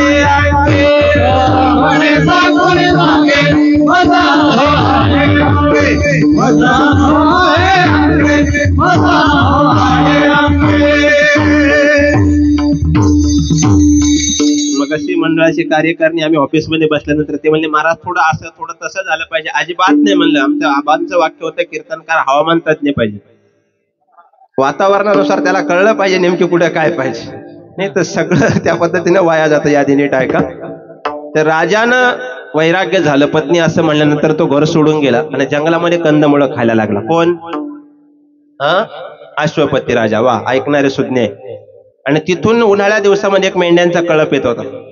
आवर्त रामायणामध्ये सुंदर वर्णन सांगायचे. गुरुजी पाठाला बसले का भीमसिंग बाबांचं वाक्य होतं त्या दृष्टिकोनातून. आणि त्या मेंढ्यांच्या कळपामध्ये जर जुनी माणसं असतील तर एक मेंढी सगळ्यात पुढे पळते. अशी जुनी माणसं काय म्हणतात त्याला तुमच्याकडे? नाही का? ओढाळ, काही भागात त्या पद्धती वासना ओढाळ, गाई गड्या ओढाळ म्हणतात. ती सगळ्यांच्या पुढे पळते. मग ती मेंढी पुढे पळाल्याने उन्हाळ्याचे दिवस होते आणि राजा बघत होता बघ हे दृश्य. ती अशी विहिरी जवळ गेली, जुन्या काळातल्या 10 परस विहीर खोल खाणलेली. त्या विहिरीला पाणी नव्हतं, पण मुरमातून एक उमराचं असणारं त्या पिंपळाचं झाड असं वरती आलतं बजरंग महाराज, आणि त्याला एकच पान होतं. हिरवा चारा देखून या भांबावे पशु लाभाची सोसे पुढे चाली म्हणा ज्ञानोबराय म्हणतात. तसं ती मेंढी भांबावली त्या दिशेने पळाली. तिने त्या विहिरीच्या कठड्यावर पाय ठेवला आणि ते पान खाण्याचा प्रयत्न केला, पण पान मान याच्यामध्ये मेंढीचा झाला अपमान, कारण अंतर जास्त होतं. दृष्टांत सत्ययुगातला आहे, पण थोडस डायव्हर्ट करतो मुंबई करता कलियुगामध्ये. मेंढी हुशार होती. मेंढी म्हणली आपल्याला नाही जमलं तर येड्या पारशा आपलं जिंदाबाद आहे. मेंढी अशी मागं वळाली. तिनं हाय केलं ते येडं पळतच आलं. मला ते म्हणे काय तेरले चांद तारे. ती म्हणली तेवढं राहू दे, ते तेवढं पान दे म्हणे. हेही गेलं महाराज. यांनी त्या विहिरीच्या कठड्यावर पाय ठेवला. ते पान मान याचाही झाला अपमान. दुर्दैवाने त्या पायाखालून एक असा बारीक दगड असतो ना, तो सटकला आणि ते पुढे विहिरीत जाता जाता राहिलं. त्यांनी पाहिलं 10 परस विहीर खोले आणि खाली पाहिल्यावर राम महाराज तो प्रमाणच म्हणला परत माघारी येत नाही म्हणला. एवढ्या खाली गेलो काला जगवतोय म्हणला. मेंढीला म्हणला असं काही मागू नये, माझा जीव जाऊ शकतो. राजा म्हणला आता शिक प्रमाण आपल्या पॅनल मध्ये आलंय. म्हणला मग? ती म्हणे मला पान पाहिजे. अरे माझा जीव जाऊ शकतो. मेंढी म्हणली तू मेला तरी चालेल पण मला पानच पाहिजे. राजा म्हणला माझ्याही बाबतीत याच घडलं, मी दुःख सांगतोय बघा कोणी उपभोगले याच्या करता. मग त्या मेंढ्याला रागाला बाकीचे सगळे प्राणी असे पुढे येऊन मारतात. मेंढा जर कधी अनुभवला असेल ती जात अशी 10 फूट मागे जाते मग मारते. पाहता काय माझ्याकडे 10 फूट मागे गेले, एका धडकीत मेंढी विहिरीत गेली. राजाने उमर फेकून दिले. राजा म्हणला ज्याला काहीच अक्कल नाही त्याने जीवावर बेतल्यावर काय करायचं. आणि मी राजा असून कंदमुळं खात फिरतोय असा तापला महाराज, असा घरीच पळत गेला डायरेक्ट. काही चाय तिला मला वाढून चाल. की म्हणे कुठे सेक्टरवर इकडे शिवडला गेलो ते काय म्हणे आमटी भाकरी खाला एवढं तापण वाढून आणलं महाराज. ती म्हणे भाकर तवाच वाढीन. त्या दिवशी का असला होता तिथं. राजा म्हणला जेवू दे. तिनं पुन्हा ते सारखं राजाला राग आला. म्यानातले तलवार काढली, कैकेयीच्या आईच्या मानेवर ठेवले. तिला सांगितलं सांग जेवू का घेऊ जेवू. ती म्हणे जेवा. दृष्टांत संपला. सिद्धांत आहे का, ज्योतिष शास्त्रामध्ये पारंगत असणाऱ्या व्यक्तीला सुद्धा संसार प्रक्रियेमध्ये दुःख चुकलं नाही. आपली यादी पुढे विठाला.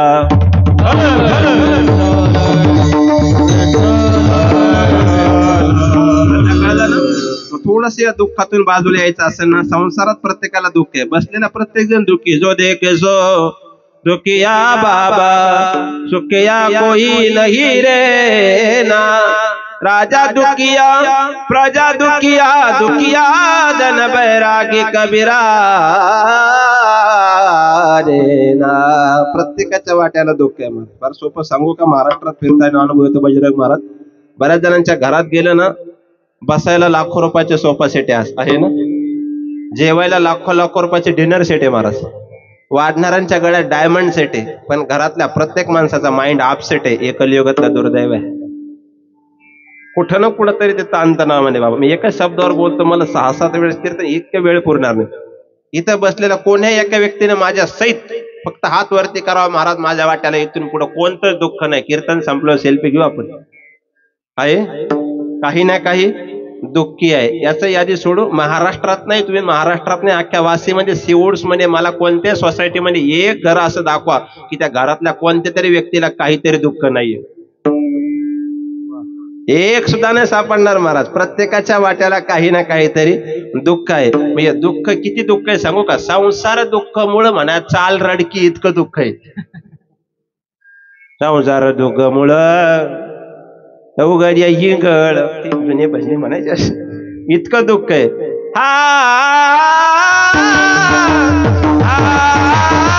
दुःख बांधवडी आहे हा संसार.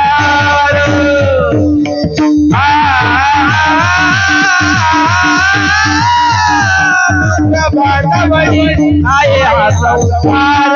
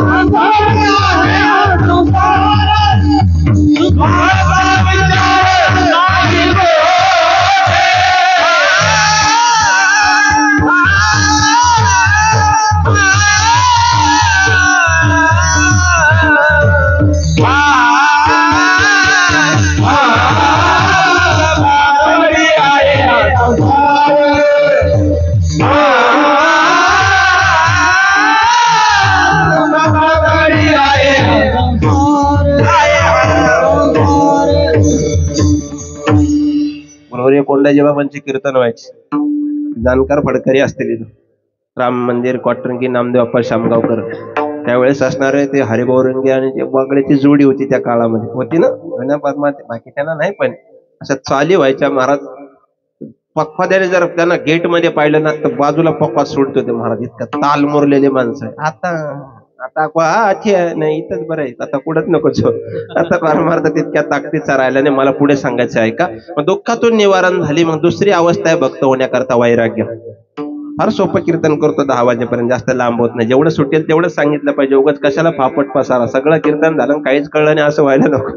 सोप्या भाषेमध्ये कीर्तन करतो, कारण आता कीर्तन थोडस जनरेशन बिटवीन द गॅप ही प्रणाली न्यायशास्त्रामध्ये त्या पद्धतीने जावं लागेल आपल्याला. गेला महाराज तो काळ, त्या पद्धतीने माणसं आता थोडं जसे ऐकणारे त्या पद्धतीचे, कोणी CA, कोणी MSc BEd, कोणी PhD पर्यंत झालेले, म्हणजे सांगणारा धोरणात पाहिजे ना. जुना काळ होता, बऱ्याचशा कीर्तनकारांचा काळ एकाच अभंगावर गेला महाराज. आपुला तो एक देव करून घ्या. बरेचसे कीर्तनकार तेवढेच अभंगावर बोलले, शेवटपर्यंत देवही त्यांचा नाही झाला आणि तेही देवाचे नाही झाले. शेवटी ते गेले आणि ते गेल्यावर जो कीर्तनकार ठेवला ना 10व्याला, त्याने सुद्धा तोच अभंगातला आपुला तो एक देव करून घ्या. परमार्थ आता इतक्या ताकदीचा झालाय. आता पुढे इतकी सुज्ञ पिढी माझ्या समोर बसलेली आहे. आत्ताच्या पोरांना जर आता विचारलं, थोडं बाजूला येतो बाबा, की स्वर्ग आणि वैकुंठ, तर ती मुलं महाराज मला वाटतं इतकी हुशार आहे, एका ताकदीवर उत्तर देतील. महाराज आमचं यान चंद्रापर्यंत गेले, त्या यानाने जर सिद्ध केलं वरती वैकुंठ ते आहे, तर आम्ही मान्य करू. हा जनरेशन बिटवीन द गॅप आहे. आता इतक्या पिढीला पचवायला तितक्या ताकदीने सांगावं लागेल, तरी त्यांना ते कळते की नाही मला माहित नाही. कधी कधी फार दुर्दैव, आपला काळ गेला महाराज, एकच विषय एकच तत्वावर, आपल्याला सगळ्यांना एकच गोष्टी होती. माझा स्वतःचा एक अनुभव सिद्ध करतो आणि अभंगात प्रवेश करतो. माझा पुतण्या एक 8-1 वर्षाचा, मागच्या 8-9 महिन्यापूर्वी आम्ही दोघं असं बसलो होतो, उन्हाळ्याच्या दिवसाच्या दृष्टिकोनातून बसलो होतो. बसताना तो म्हणला, काका काहीतरी गोष्ट सांगा म्हणे मला. किती जनरेशन पुढे गेले बघा बघा मला याच्याकरता मांडायचं. मला गोष्ट सांगा. म्हणलं बाळा मला गोष्ट येत नाही रे. आणि तो काळ चांगला गाजलेला होता. मला आता सध्या काका पुतण्याच चालू आहे, त्यामुळे आपल्या दोघांची सांगण्याची काय गरज नाही. अवघे हुशार राव, लगेच कळलं यांना. मी तसं काहीच म्हणलो नाही महाराज, आपण सामान्य माणूस आहे महाराज, आपण थोडीशी देवेंद्र आहे का? देवेंद्र म्हणलं मी, देवेंद्र नाही म्हणलं. तुम्ही लगेच चॅप्टर लगेच तुम्हाला कळते, जाऊ दे विश्लेषण मला मांडायचं नाही. ते मला गोष्ट नका सांग, म्हणलं कीर्तन करतो. नको मला कीर्तन लय लांब होतो, तू गोष्ट सांग. मी त्याला गोष्ट सांगितली. बघा आपल्या किती जनरेशन बिटवीन द गॅप आहे. त्या म्हणलं बाळा एक कावळा होता. तो म्हणला मग मग म्हणलं तो कावळा गावात आला किंवा बिल्डिंग पाशी आला. थोडस उन्हाळ्या दिवसामध्ये पाणी कमी असल्यामुळं त्यानं असणाऱ्या त्या बिल्डिंगच्या बाजूला एक पाणी बघितलं. म्हणलं बरं मग. ते पाणी खोल गेलेलं होतं. म्हणलं मग त्या कावळ्याने त्या पाण्यामध्ये काय टाकलं? जुनी माणसं, दगड. तुमच्या काळात हीच गोष्ट होती. तुमच्या काळात भाऊ, तुमच्या काळात बजरंग महाराज, आपल्या काळात आणि तुमच्या काळातला कावळा जर दगडच टाकीत असेल तर शिक्षण पद्धती बदलली किती? कधी हाही विचार जरा डोक्यात आणा. हा जनरेशनच्या बाबतीतला गॅप आहे. मग त्याला म्हणलं 5 वाजेपर्यंत कावळ्याने दगड टाकले आणि नंतर ते पाणी वरती आलं, कावळा प्यायला आणि उडून गेला. त्याला काही समाधान झालं नाही, ते असं लांब गेलं. ते म्हणला कावळा मूर्ख होता पण सांगणारा महामूर्ख आहे म्हणला. तिकडं पाहिलं मी असं बाबा, म्हणलं अरे मी महाराष्ट्रभर फिरतो, तू सांगणारा महामूर्ख म्हणतो. म्हणला काका कोणत्या जमान्यातले? तुम्ही 5Gच्या जमान्यात, BSNLच्या काळातल्या गोष्टी सांगताय. म्हणला कसं काय? कावळ्याने 8 ते 5 वाजेपर्यंत दगड टाकण्यापर्यंत त्याचा ह्युम्युनिटी पॉवर टिकेल का? कावळ्याला कळू नये का इथून लेफ्ट घेतल्यानंतर सर्वात मोठा प्रशस्त मॉल आहे, तिथं 50 पैशाला स्ट्रॉ भेटतो, स्ट्रॉ आणू दे, स्ट्रॉ बुडू दे, कावळ्याला पिऊ दे, कावळा उडू दे. इथपर्यंत पिढ्या जर पुढे गेल्या तर आपल्याला थोडस सावध पद्धतीने कीर्तन करावं लागेल. याच्याकरता दुसरी अवस्था आहे वैराग्य. काय? परमार्थामध्ये जर यायचं असेल तर जाळोनी संसार बैसलो अंगणी. आपलं नाही, आपल्याला आता जरी कळालं ना, फक्त स्पार्क झाला तरी इथून कीर्तनातून उठून घरी पडतील. इथपर्यंत फार सोपं विचारतो. संसारी जीवाला परमार्थाच्या बाबतीमध्ये जर विचार करायला गेलं, वैराग्य का वैताग? अजून 2 तास कीर्तन लांबलं, वैराग्य का वैताग? बोला ना. वैताग. 100 वर्ष तुमचं आयुष्य लांबलं, वैराग्य का वैताग बाकीच्यांना? म्हणून तर कीर्तन लांबले की मागची पोरबोर करतात आणि आयुष्य लांबले की लोक आपल्याला फोन करतात, कोणता ग्रंथ वाचल्यावर बाबा जाईल. हा नियम झाला समाजाचा. क्रियामान मी काय सांगतो, वैराग्य व्हायला पाहिजे. मग वैराग्यामध्ये 2 प्रकार आहे. बरोबर आहे धुंडा महाराज? 2 प्रकार सांगायचे, एक जिहासा आणि दुसरं जिज्ञासा. ऐका, भक्त होण्याकरता दुसरी अवस्था आहे. पहिली काय सांगितली? अत्यंत दुःखाची निवृत्ती. अभंगातला पहिला शब्द चाललाय, पण कोणी शंका घ्यायला नको. दुसरी अवस्था आहे वैराग्य, जिहासा आणि जिज्ञासा. याच्यात 2 प्रकार. जिहासा कशाला म्हणायचं? सर्वस्व असताना सुद्धा प्रापंचिक क्रियेच्या ठिकाणी अनत्रय मार्गाची अभिलाषा व्यक्त होणं, याला जिहासा म्हणा. आपलं असताना सुद्धा रोड मध्ये पडलेली 100 रुपयाची नोट दिसली की आपण अजिबात हात लावत नाही. हा नाही, बरोबर बाबा दृष्टांत सांगायची. इतकं वैराग्य म्हणे आपल्या लोकांना. जर कधी यदाचित एखाद्याला हरिपाठामध्ये 10 रुपयाची नोट सापडली ना, मित्रांनो इकडे आवाजाकडे लक्ष द्या. इतका सुंदर सप्ताह चालू आहे, प्रत्येकाचं तन मन धनाने सेवा होते. कोणाचंही असणारं परधन परस्त्री याच्याकडे वरडोळा करून पाहू नये. आणि चालू सप्ताहामध्ये MH क्रमांक असणारी 10 रुपयाची नोट सापडलेली आहे. हे तुमच्याने सांगायचं का दुसऱ्या सप्ताहात सांगतो. आणि ती सप्ताह कमिटीकडे जमा आहे, कृपया ज्याची असेल त्याने घेऊन जावा. पुकारायला 3 युनिट गेले, गेले 10 रुपयाचेच गेले. आणि जर त्याच जागेवर लाल नोट असेल 2000ची, तर ज्यानं पाहिली तो कुठपर्यंत थांबन माहिती का? या संतात याची मजा दे आणि तुझे काय न मागो देवा. ही भक्ती, हे वैराग्य एक सिद्ध करतो. आता तुम्ही कीर्तनाला आले, 1000 रुपयाची चप्पल तुम्ही त्या स्टेजच्या बाजूला काढलेली. कीर्तन संपल्याच्या नंतर तुमचं लक्ष कुठं? चपलेवर घ्या. परमार्थ देह देवा पुढे, लक्ष जोड्याकडे. देह देवा पुढे, लक्ष जोड्याकडे हात चोऱ्या करी पळत मना बाहेरी ही का भक्ती खरी पळत मना बाहेरी ही भक्ती नाही महाराज. मी जिहासा सांगतो आणि जिज्ञासा दोन्ही वैराग्याच्या दृष्टांत देतोय का. आपलं नसताना सुद्धा त्या व्यक्तीच्या दृष्टिकोनातून अहम निर्माण होणं, धनाची अभिलाषा होणं, याच्या ठिकाणी जिहासा मानतात. चला आता कीर्तन संपलं, तुम्ही घरी निघाला, ग्रुपनं निघाला, कीर्तनकाराविषयी चर्चा, चांगला वाईट, बरा काळा, गोरा भुटका ठेवणं काय असं तुमच्या दृष्टिकोनातून निघाला. आणि जाता जाता विनंती, तुम्ही जाताना बघितलं मोबाईलची लाईट चालू आहे, गल्लीतून जाताना अनावधानाने अचानकपणे 9-10 जणी असेल किंवा 9-10 जणांना असणारं दोन काहीतरी दिसलं. त्या ठिकाणी पहिल्या बाजूला वाळू केली, गोलाकार सुबक आकर्षक असणाऱ्या सोनेरी कलरच्या 2 मूर्ती होत्या. त्यापैकी एक रामाची होती, एक रावणाची होती. तुम्ही कोणती उचलणार? बोला ना. एक रामाची, एक रावणाची. तुम्ही कोणती उचलणार?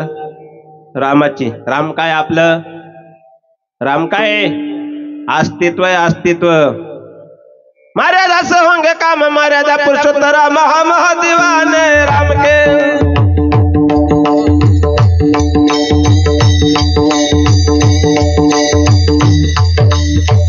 मर्यादा से होंगे काम, मर्यादा पुरुषोत्तम महा दीवाने राम के. राम जी की गली डोली बोले बजरंग बली बजती आया, राम के बन गया है मंदिर, बन गया है मंदिर. सब तुम्हारी राम प्राण से प्यारा है, प्राण से प्यारा है. अवधपुरी का राम बन गया है मंदिर, बन गया है मंदिर.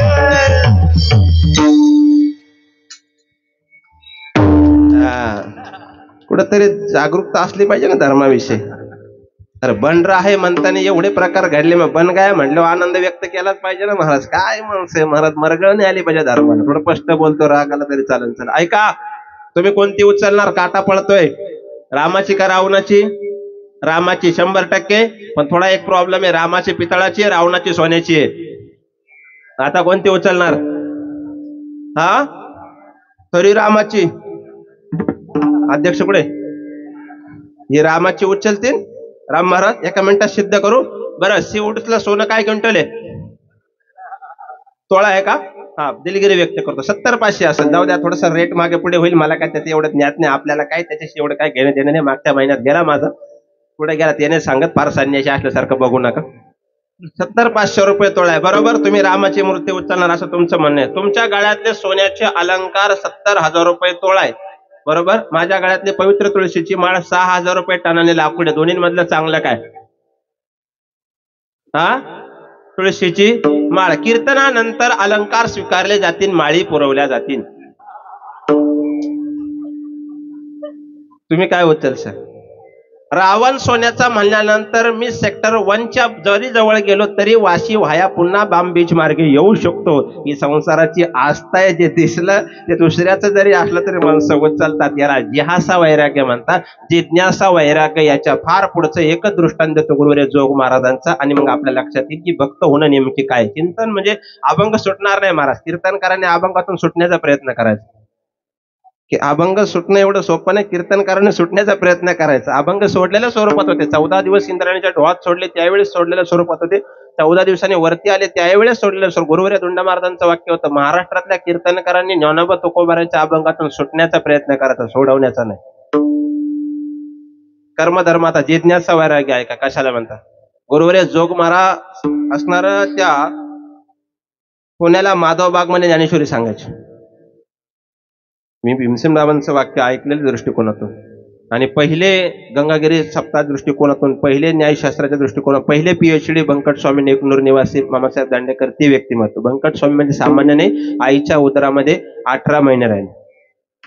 कलियुगामध्ये आईच्या उदरात 18 महिने राहिले. वामन भाऊंच्या मांडीवर ज्यांनी प्राण सोडला ते. आता काही साधू माहित नाही लोकांना, यातीवर्ण साधू वाटले याच्याशी घेणं देणं नाही. पण साधूला यातीवर्ण नाही या दृष्टिकोनात ऐका. मग प्रसंग असा ओढवला. जोग महाराजांनी कोणीतरी असणाऱ्या माधव बागेत असणारं श्रोता वर्ग बघितलं. एक गडगंज श्रीमंत आला आणि त्या श्रीमंताने पाहिलं की सगळी मंडळी आपल्या घरी आली पाहिजे. एक वाक्य बोलू का? चालू सप्ताहामध्ये मी किती श्रीमंत यापेक्षा कितीच गरीब जरी असला, माझ्या दृष्टिकोनातून श्रीमंत आहे का? एखाद्या श्रीमंताला फक्त या ठिकाणी येऊन श्रवण जरी करावं वाटलं ना तरी तो जगातला श्रीमंत आहे. बस पंगत आणि अन्नदान तर बाजूलाच ठेवा, फक्त इथे येऊन आनंद जरी घेता आला तरी तो श्रीमंताची. आता धोत्राला गाठी, बँकेत कुठे दानपेटीत रुपया टाकतो, देवा लाख मागवतो. काय करावं, काहींचं 80-80 वर्ष वय झालं तरी चाव्या अशा कमरेल्याचे करगोट्याला. मला आता लक्ष्मीपूजनला कळत करगोटा का बांधतात आपल्याकडे, काय नेणारे तुम्ही, नेणारे कोणी काय.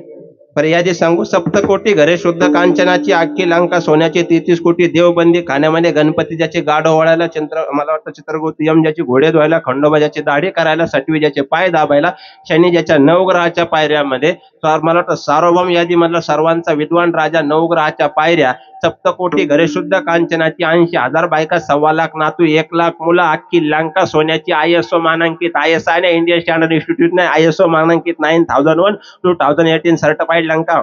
मी काय 10वी-12वी नापासचा विद्यार्थी नाही, या दृष्टिकोनातून सांगतो. एवढं असताना सुद्धा जर रावणाचा नातू निसता एक कोपरा घेऊन आला असता तर सेक्टर 48 आका घेऊन गेला असता. त्याची एवढी जर असं जर होतं, आपली यादी कुठे ठेवायची. काही नेता आलं त्याला तो का म्हणे ज्याची संपदा एवढी, सांगते कमडी गेली नाही, सांगते कमडी गेली नाही, सांगते कमडी गेली नाही. म्हणे ज्याची संपदा एवढी, सांगते कमडी गेली नाही, सांगते कमडी गेली नाही, सांगते कमडी गेली नाही. अख्खी लंका सोन्याची असताना कवडी सुद्धा गेली नाही. आपली केवढी. जर रावणाच्या संपत्तीला जीएसटी लावायची असती तर नीट ऐका बरं मुंबईकर, रावणाच्या संपत्तीला जर जीएसटी लावायची विषय आला असता किती उरली असती बरं. लागता लागली नसती. आपल्याकडे जीएसटी लागायपुरती सुद्धा नाहीये. आपल्याला चांगल्या पोरांनी फटकावलं ना, जीएसटी मिळेल त्या एसटीने निघावं लागेल पंढरपूर. ही आपली जीएसटी. कोणता विचार दृष्टिकोन आहे का. वैराग्य.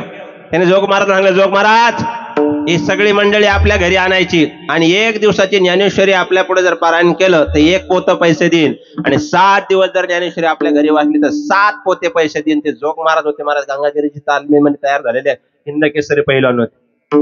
ते असं बोलल्यानंतर जोग महाराजांना राग आला आणि ताड दिवशी जोग महाराज वाटली घरी गेलं, तेवढ्याने थांबलं, तांगा झोपला आणि पोतभर पैसे घेऊन आला, जोग महाराजांच्या समोर उभारले. आजच्या दिवसाला 1 पोतं आणि 7 दिवस जर ज्ञानेश्वरी वाचली 7 पोते पैसे. पाहता काय माझ्याकडं, मी जर असतो तर 15 दिवस वाचली असती. ते तुमचं सांगत होतं, फक्त मावं घेतलं. कर्मधर्म सहकाने जोग महाराजांनी ते पैसे पाहिले आणि जोग महाराज ताड दिवशी उभे राहिले, शड्डू ठोकल्यासारखा असणार. जसं पहिलवान ताकदीने दंड ठोकतो तसं दंड थोपटला. वैराग्य निर्माण झालं. सांगितलं, अरे 32 मन सोन्याचं सिंहासन असणाऱ्या राजाने ज्यावेळेस सोन्यानं आणि नजरांना दिला ना, तो धिक्कारून त्या शिळेवर ठेवला. ती शिळा सुद्धा भजनाला धिक्कारली. त्या कोळामध्ये परमार्थ करणारे आम्ही माणसे. आणि राहिला प्रश्न तुझ्या पैशाचा, तर नीट ऐक. 1 पोतं पैसे देत असणारा 1 दिवसाला तू जर पट्ट्या असेल आणि 7 दिवसाचे 7 पोते देणारा तू जर पट्ट्या असेल तर तुझ्या 7 पोते पैशाला परमार्था करता लाथ मारणारा हा जोग महाराज, याला जिज्ञासा वैराग्य म्हणतात.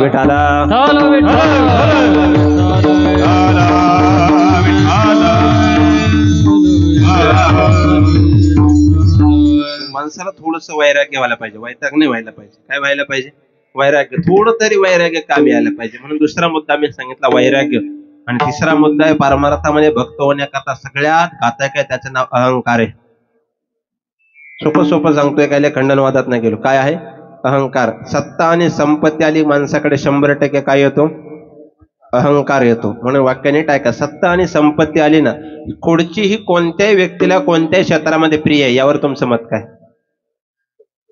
खुर्ची ही कोणत्याही व्यक्तीला कोणत्याही क्षेत्रामध्ये उपभोगण्याकरता प्रिय आहे, पण सत्ता आणि संपत्ती या दोन्ही सुद्धा पतिव्रता नाहीये. ज्ञानोबांचे एक शब्द आहे, वेशाभोगी कवडावेचे मग दारचे पुणे तेचे तैसे लाजिरवाने दीक्षिताचे काय वानो. ज्ञानोबा आहे, कोणती खुर्ची बसणाऱ्याला 100% भासवते मी 5 वर्ष तुझीच आहे, 6व्या वर्षी कधी राजीनामा देते त्याला कळत नाही कोणत्याही क्षेत्रातली. बरोबर आहे का नाही. संपत्ती सुद्धा चले महाराज. आता जे तुमच्या खिशात आहे, कीर्तन संपले होते माझ्या खिशात येणार आहे.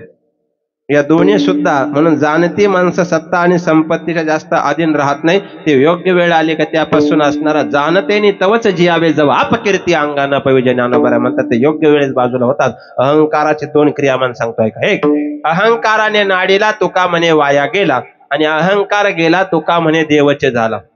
भल्या भल्यांना नागवले का माझे कोतवाले आणि नाडीले बहुतासी, भल्या भल्याची आबरू घेतो बहिणा येत्यासी, जमदाग्नी दुर्वास थोर नाडीले ऋषी, क्रोधाची फौजदार तोही भेटला त्यासी. काकडा वाचा मग त्यावेळेस, कारण मी बोधे बाबांच्या मागा काकड्याचा विद्यार्थी होतो. उलट म्हणायचो जळके करण मी, तेव्हाचे आमची बॅच होते. नाथरायने ते सांगितले काम क्रोध हे विकार फार घातक म्हणले.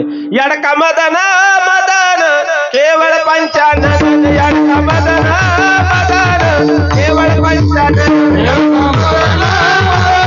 केवळ पंचानन, केवळ पंचानन,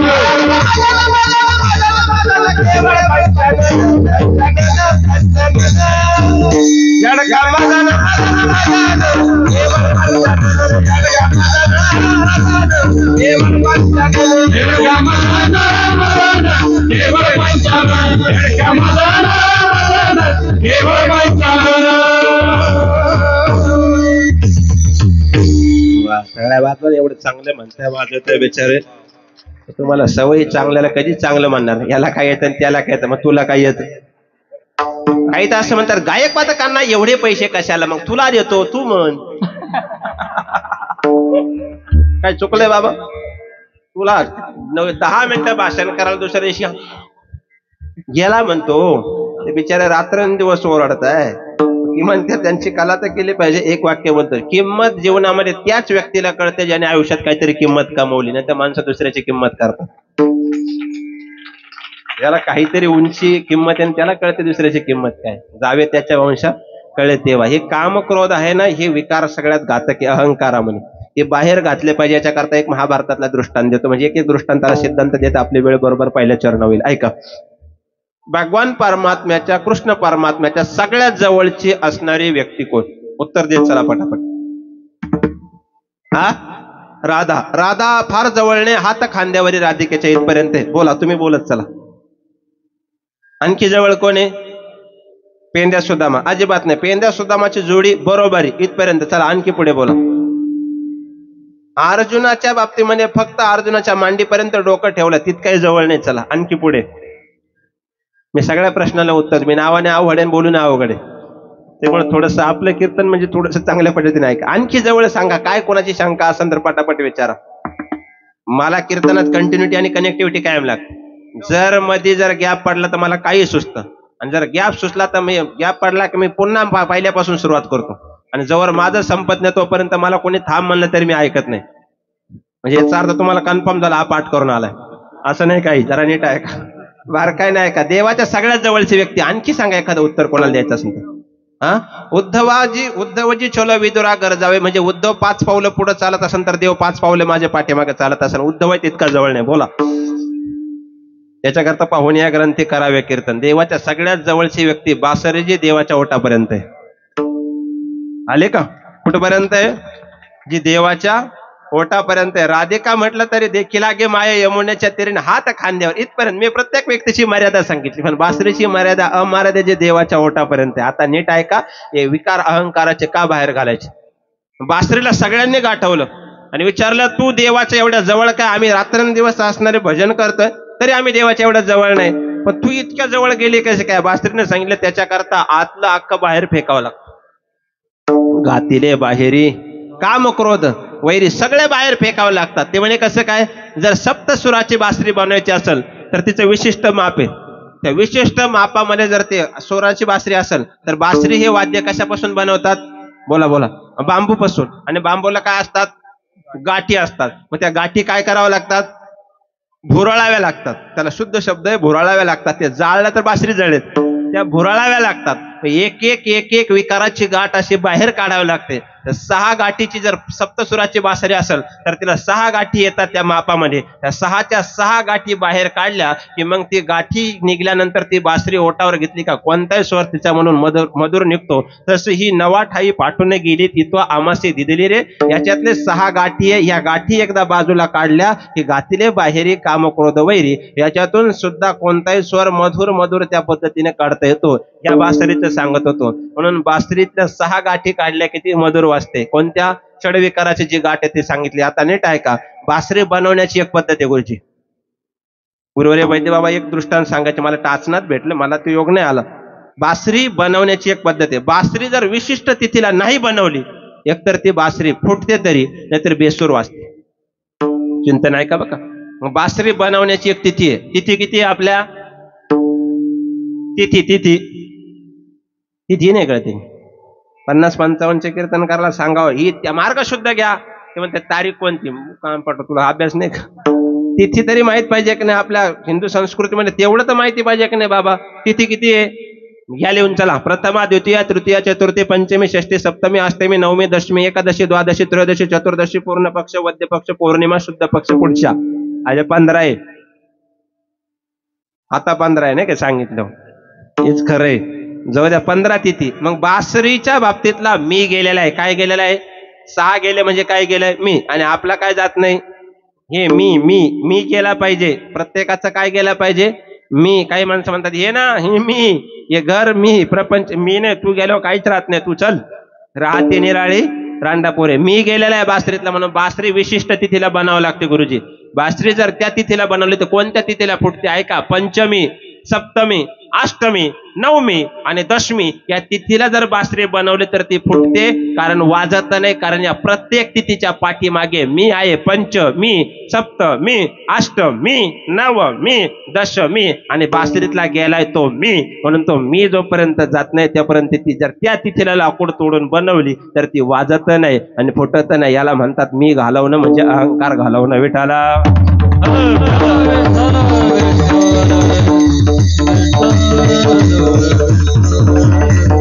मग याच्याकरता काकडात पुरावा सांगितला. बाबा अंकार निशिगनाथ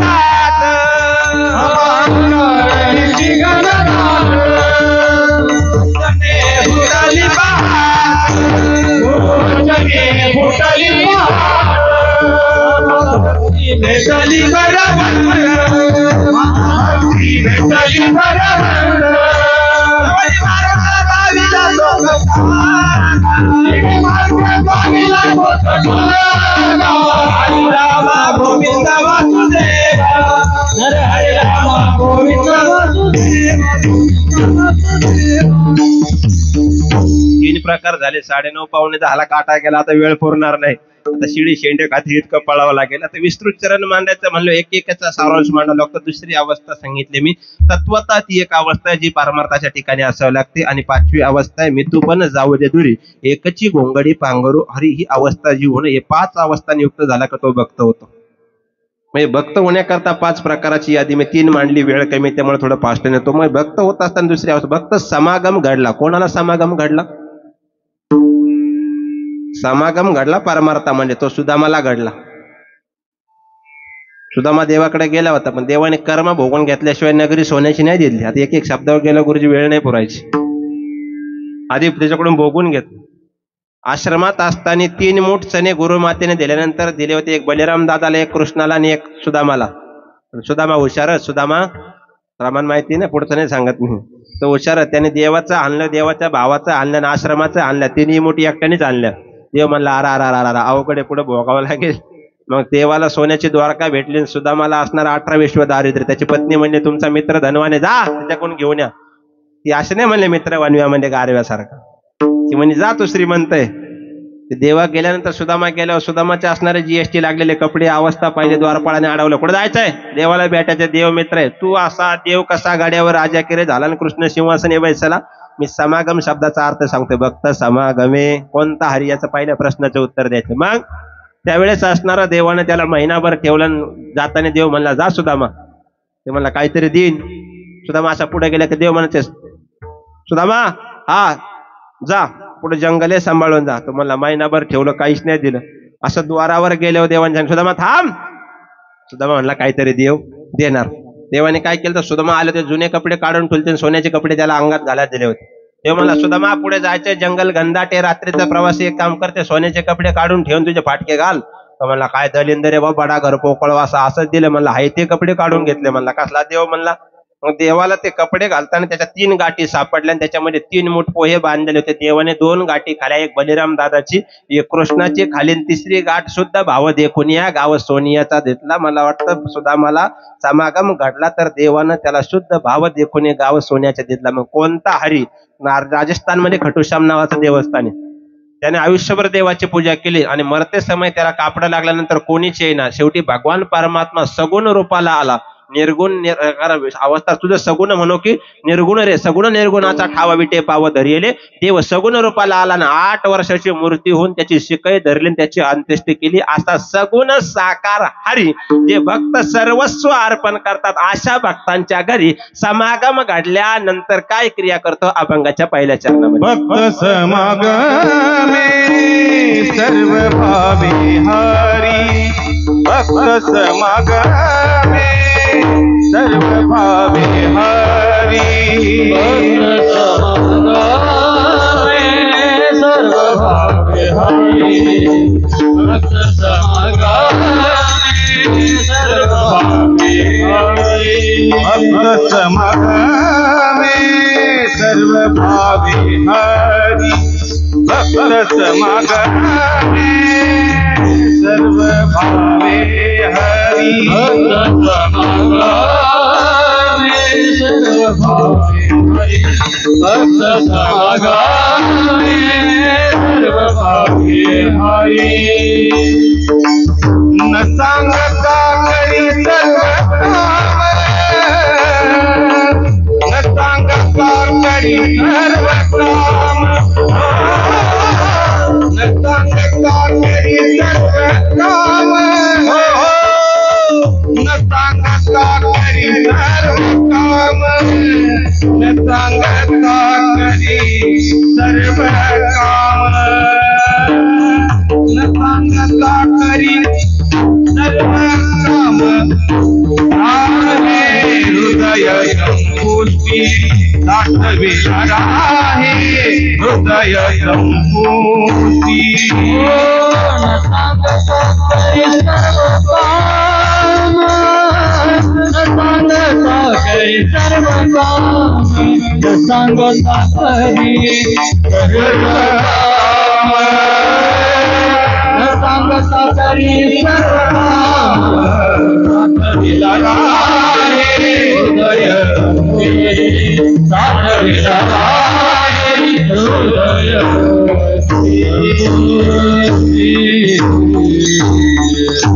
सर्व काम आपण देवाला सर्व देतो का? नुसत्या तेवढ्या 2 चरणाचा भाव मांडतो मी. सर्व देवाला देणं फार अवघड आहे.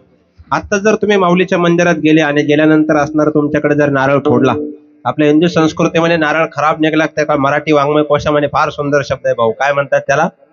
पावन. वा, हुशार आहे, असंच आहे. पावन नारळ आपण काय करतो? देवाला फोडला की जर पावन प्रसाद म्हणून आपण घरी नेतो, सगळ्यांना खाल्लं जातो, बरोबर? इथून फेकल्यावर तिकडे ऐरोलीला सापडतो. इथपर्यंत हुशार आहे. आणि जर चांगला निघला तर जीएसटी लागल्यासारखे 5 तुकडे काढणे. जीएसटी लागणे म्हणजे करवटी नाकात जाणे तुमच्या भाषेमध्ये. 5 तुकडे आपण काय करतो? घरी नेतो, सवता नारळ देवाला देतो, बरोबर? मग 5 तुकडे आणि सवता काय? सवता खाल्यावर देवाचा डायबिटीज वाढतो. ही आपलं असे आपण सर्वस्व देवाला देत नाही, म्हणजे सर्वस्व देतात अशांच्या घरी भगवान परमात्मा न सांगता कामे करतो. कोणती कामे? माझ्याकडे वेळ कमी, मी काकड्यातली पूर्ण यादी सांगणार आहे. जी कामांची यादी ना पूर्ण यादी सांगतो म्हणजे लक्षात येईल. त्याच्या आधी मला देव जर न सांगता कामे करत असेल गुरुजी, तर माणसामध्ये काहीतरी प्रकार 100% असायला पाहिजे. वैकुंठवासी प्रातस्मरणीय बाबासाहेब इंगळे महाराज एक दृष्टांत सांगितलं गेलं महाराज. ते विभूतीच होत्या, त्यांच्या मग मी 6 वर्ष गायन केलं गुरुजी. त्यातली एकही चाल नाही म्हणलो. असं इतके चांगले मंडळी असलो काय होतं? येडेवाणी नाही करू. काय होतं? गावाजवळ आले का बैल येडेवाणी करतात जुन्या काळात, बरोबर ना? पाहुणे घरी आले का पोरं येडेवाणी करतात. माहेरचं कोणी आलं का हे डिपार्टमेंट येडेवाणी करतात. आणि चांगले गायक वादक भेटले कीर्तनकार शहाण्यावाणी करतात, असं मला म्हणायचं. ते जास्त येडेवाणी करत नाही. त्या दृष्टिकोनातून ऐका, सिद्धांत सांगतो. देव जर न सांगता कामे करतो तर माणसात काहीतरी प्रकार असायला पाहिजे. माझा दृष्टांत सिद्ध होण्याकरता मी 3 सिद्धांत आणि 3 दृष्टांत देतो. माणसात एक प्रकारे सांग कामे, 2 बिनकामे आणि 3 वाढाव कामे.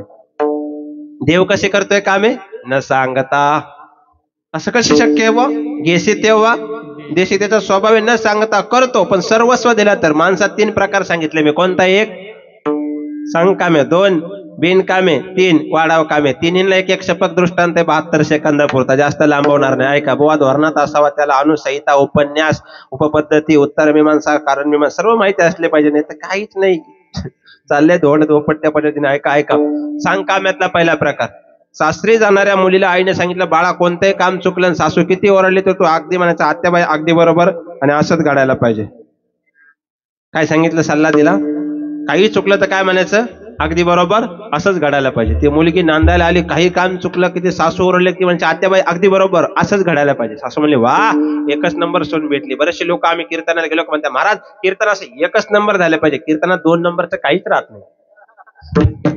वैष्णवांचा माल खरा त्या दृष्टिकोनातून. मग पण ते 2 महिने इतक्या आनंदात गेले, काही चुकलं की तिचा शब्द काय, आत्याबाई अगदी बरोबर, असंच घडायला पाहिजे. आणि 2 महिन्यांनी त्या सासूला चिकनगुन्या झाला. आता जास्त गोष्टी सांगत नाही, पण आलं ओघाने म्हणून.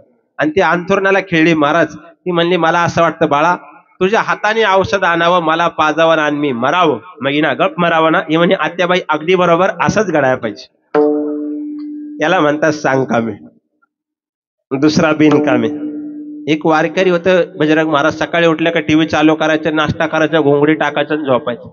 त्याला आपला बाबांसारखा चांगला वारकरी भेटला. म्हणला, हे वागणं बरं न हो, पुणे जिल्ह्यातला होता.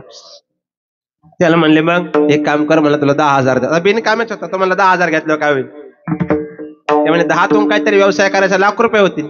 हा म्हणला, लाख झाल्यावर काय करायचे? म्हणजे लाख झाल्यावर आणखी कुठेतरी व्यवसाय टाकायचा, 10 लाख होतील. हा म्हणला, 10 लाख झाल्यावर काय करायचे? तुम्हाला 10 लाख झाल्यावर कुठेतरी तिकडे नाशिक जिल्हा समृद्धी वगैरे कुठेतरी जायचं. म्हणलं थोडंफार इन्व्हेस्टमेंट करायची, तिथं कोटी रुपये वाटतील. तुम्हाला कोटी झाल्यावर काय करायचं? तुम्हाला कोटी झाल्यावर आता कोटी धावे म्हणला. म्हणून अजिबात कुठं जायचं नाही. मला कोटी झाल्यावर काहीच नाही करायचं. नोकर चाकर सगळी कामं असं व्यवस्थापन करायचं. संध्याकाळी सगळ्यांना कामं सांगायची. सकाळी उठायचं, आंघोळ करायची, फ्रेश व्हायचं, टीव्ही चालू करायची, नाश्ता करायचा, घोंगडी टाकायचं, झोपायचं. तो म्हणला, मग आता काय करतोय? आता तेच करतोय. आणि एवढं करून जर तेच करायचं, याला म्हणतात बिनकाम्या. आणि शेवटचा वाढाव काम्या. जुन्या काळातला दृष्टांत आहे. जुनी माणसं सांगायची कीर्तन का, एकाने म्हातारी आजारी पडली म्हणून एकाला 1000 रुपये दिले. दृष्टांत जुन्या काळातल्या. म्हणलं नोट 1000 सांगायला पाहिजे ना. 2000 सांगितलं तुम्ही माझ्या बुद्धीच्या बुद्धांक काढशात. 1000ची नोट दिली, त्याला म्हणे औषधं घेऊन ये. ते गेलं महाराज. गेल्यानंतर त्याने 500 रुपयाची औषधे घेतली आणि येताना त्याला मैतीचं दुकान लागलं. त्याने बुक्का, गुलाल, मडकं, हरळ सगळं घेतलं. महाराज ते आलं, मालकाने घरी आले, औषध दे. त्याने हात पुढे केला. मला उरलेले 500 दे. याने मैतीचं सामान हात पुढे केला. लगा डोकं आहे का मूर्खा, हे घेऊन आला. मला मालक तुम्हाला डोकं नाही. मालक म्हणला, तुला ठेवलं हेच डोकं नाही. म्हणला काय? मी असा विचार केला, म्हणला घरी जाईपर्यंत जर म्हातारी जिवंत असेल तर काय द्यायचं? औषध. आणि पुन्हा म्हातारी मेल्यावर कोणाला जावं लागणार आहे, म्हणून दोन्ही संघच केले. म्हणलं हे वाढाव काम्या. देव सांग काम्या नाही, देव बिनकाम्या नाही, देव वाढाव काम्या नाही. देव कोणते काम करतो? फक्त यादी सांगतो, घरी जाऊन बघा. उच्च नीच काही नेणे भगवंत तिष्ठ भाव भक्ती देखोनिया दासी. पुत्र कान्या विदुराच्या भक्षे दैत्या घरी रक्षी प्रल्हादासी. सजन कासया विकू लागे मास चोखा मळ्या संगे डोरे ओढी.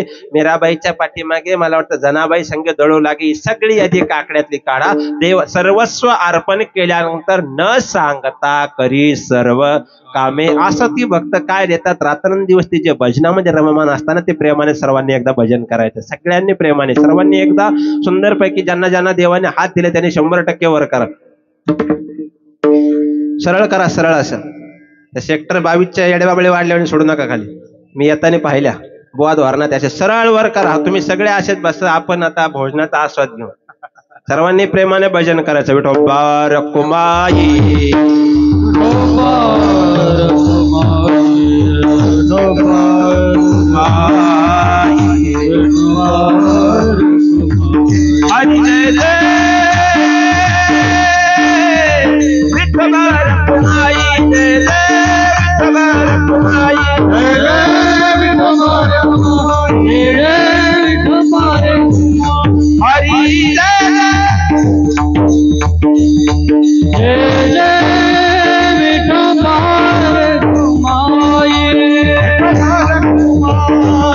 जय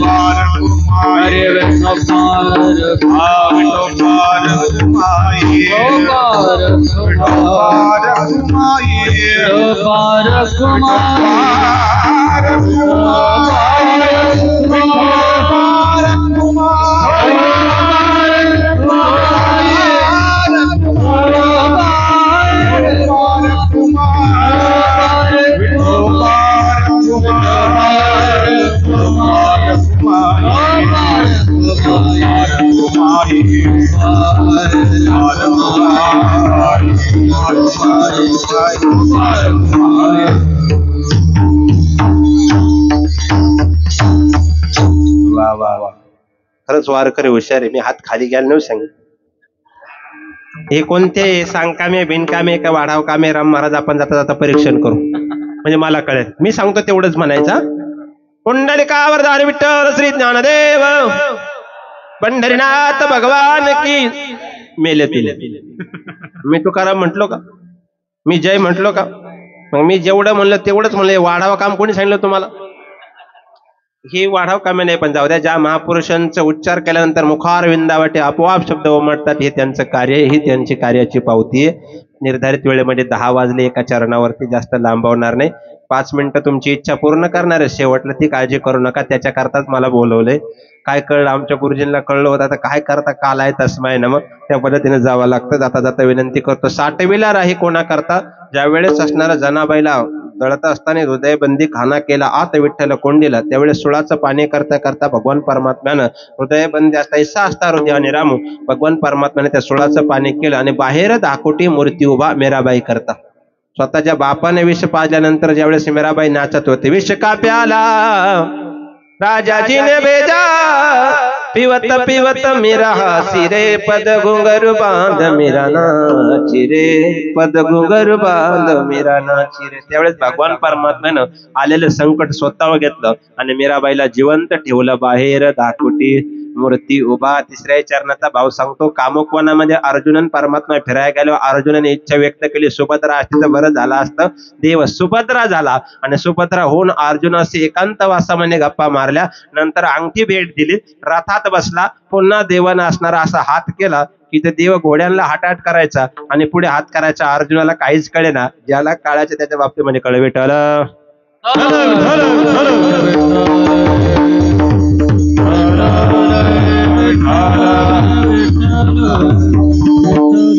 थोडासा आनंद वाटला. तो त्यावेळेस भगवान परमात्मा ते रूप धारण केलं. अर्जुनाला सांगितलं, मी पत्नी झालो होतो. अर्जुन देवाच्या पाया पडला. देवा एकांतवासामध्ये काय काय बोललो नसेल रे. देवाने सांगितलं, अर्जुना त्या दृष्टिकोनातून तू रात्रंदिवस भजन करतो पण तू काहीच मागत नाही, म्हणून तू सहज अंतर्मनात चिंतन केलं की सुभद्रा असते तर बरं झालं असतं, म्हणून मी सुभद्रा झालो. चिंतिल्या रोकडे मनोरथ असं भगवान परमात्मा ते सर्वस्व अर्पण करतात. जीव भाव देवापायी कोणा करता. आता वेळ कमी, फक्त निर्धारित सांगतो. जटायू धारातीर्थी पडल्यानंतर भगवान परमात्म्याने जटायूला मांडी दिली. ऐका, जटायूला मांडी दिली आणि जटायूला, जटायू अरे तू माझं भजन करतोय पण मी जर प्रसन्न झालं तर तुला कायम गिधाडच व्हावे लागेल किंवा जटायू व्हावे लागेल. जटायूचं उत्तर आहे का, देवा जन्म जन्मी गिधाड होऊन मांस खाण्याचा वेळ आला तरी चालेल, पण मांडी जर आयुष्यभर तुझी भेटत असेल तर प्रत्येक जन्मात गिधाड व्हायला तयार आहे. जीव भाव देवापायी ठेवणिया काही न मागती, ही त्याची अवस्था आहे. पण निर्धारित वेळेमध्ये अभंगाचा असणारा भावार्थ मांडण्याचा प्रयत्न केला. सर्वांनी एकदा प्रेमाने भजन केलं. निर्धारित वेळ, इथे वेळेची मर्यादा आहे, जास्त लांबवणं उचित नाहीये. 5-10 मिनिटं अलीकडे पलीकडे होणार आहे, म्हणून जाता जाता थोडस संदेश देणार. एकदा प्रेमाने सर्वांनी भजन करा. विठ्ठल. झालेली सेवा या ठिकाणी समर्पित करण्यापूर्वी काही सूचना, काही संदेश देतो. आणि ऐका, तरुणांनी व्यसन सोडा, तरुणांनी थोडी फॅशन सोडा आणि जाणती माणसं एकमेकातला दूषण सोडा. हा महाराष्ट्र पुन्हा राजांचा झाल्याशिवाय राहणार नाही. आपल्याकडे अंधार पडत चाललाय, दिवा पाहिजे. महाराष्ट्र पुढतोय पुन्हा जिजाऊचा शिवा पाहिजे. नीट आहे का, 3 गोष्टींनी नाचत चाललाय महाराष्ट्र, फॅशन, व्यसन आणि दूषण.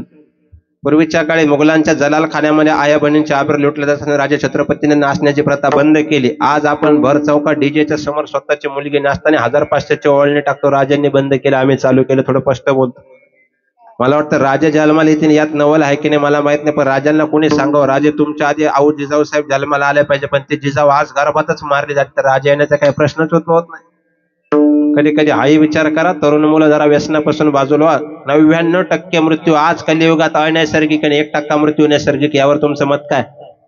आज सर्वेनुसार 99% अनैसर्गिक भरधाव. पूर्वी यम रेड्यावर यायचा म्हणून माणसं 100 वर्ष जागायची, त्याला जायला टाइम लागायचा, यायला टाइम लागायचा. आता तसं नाही. आता तुझ्याच हातात गाडी, ऍक्सिलेटर दाब, तूच मरण तूच ये.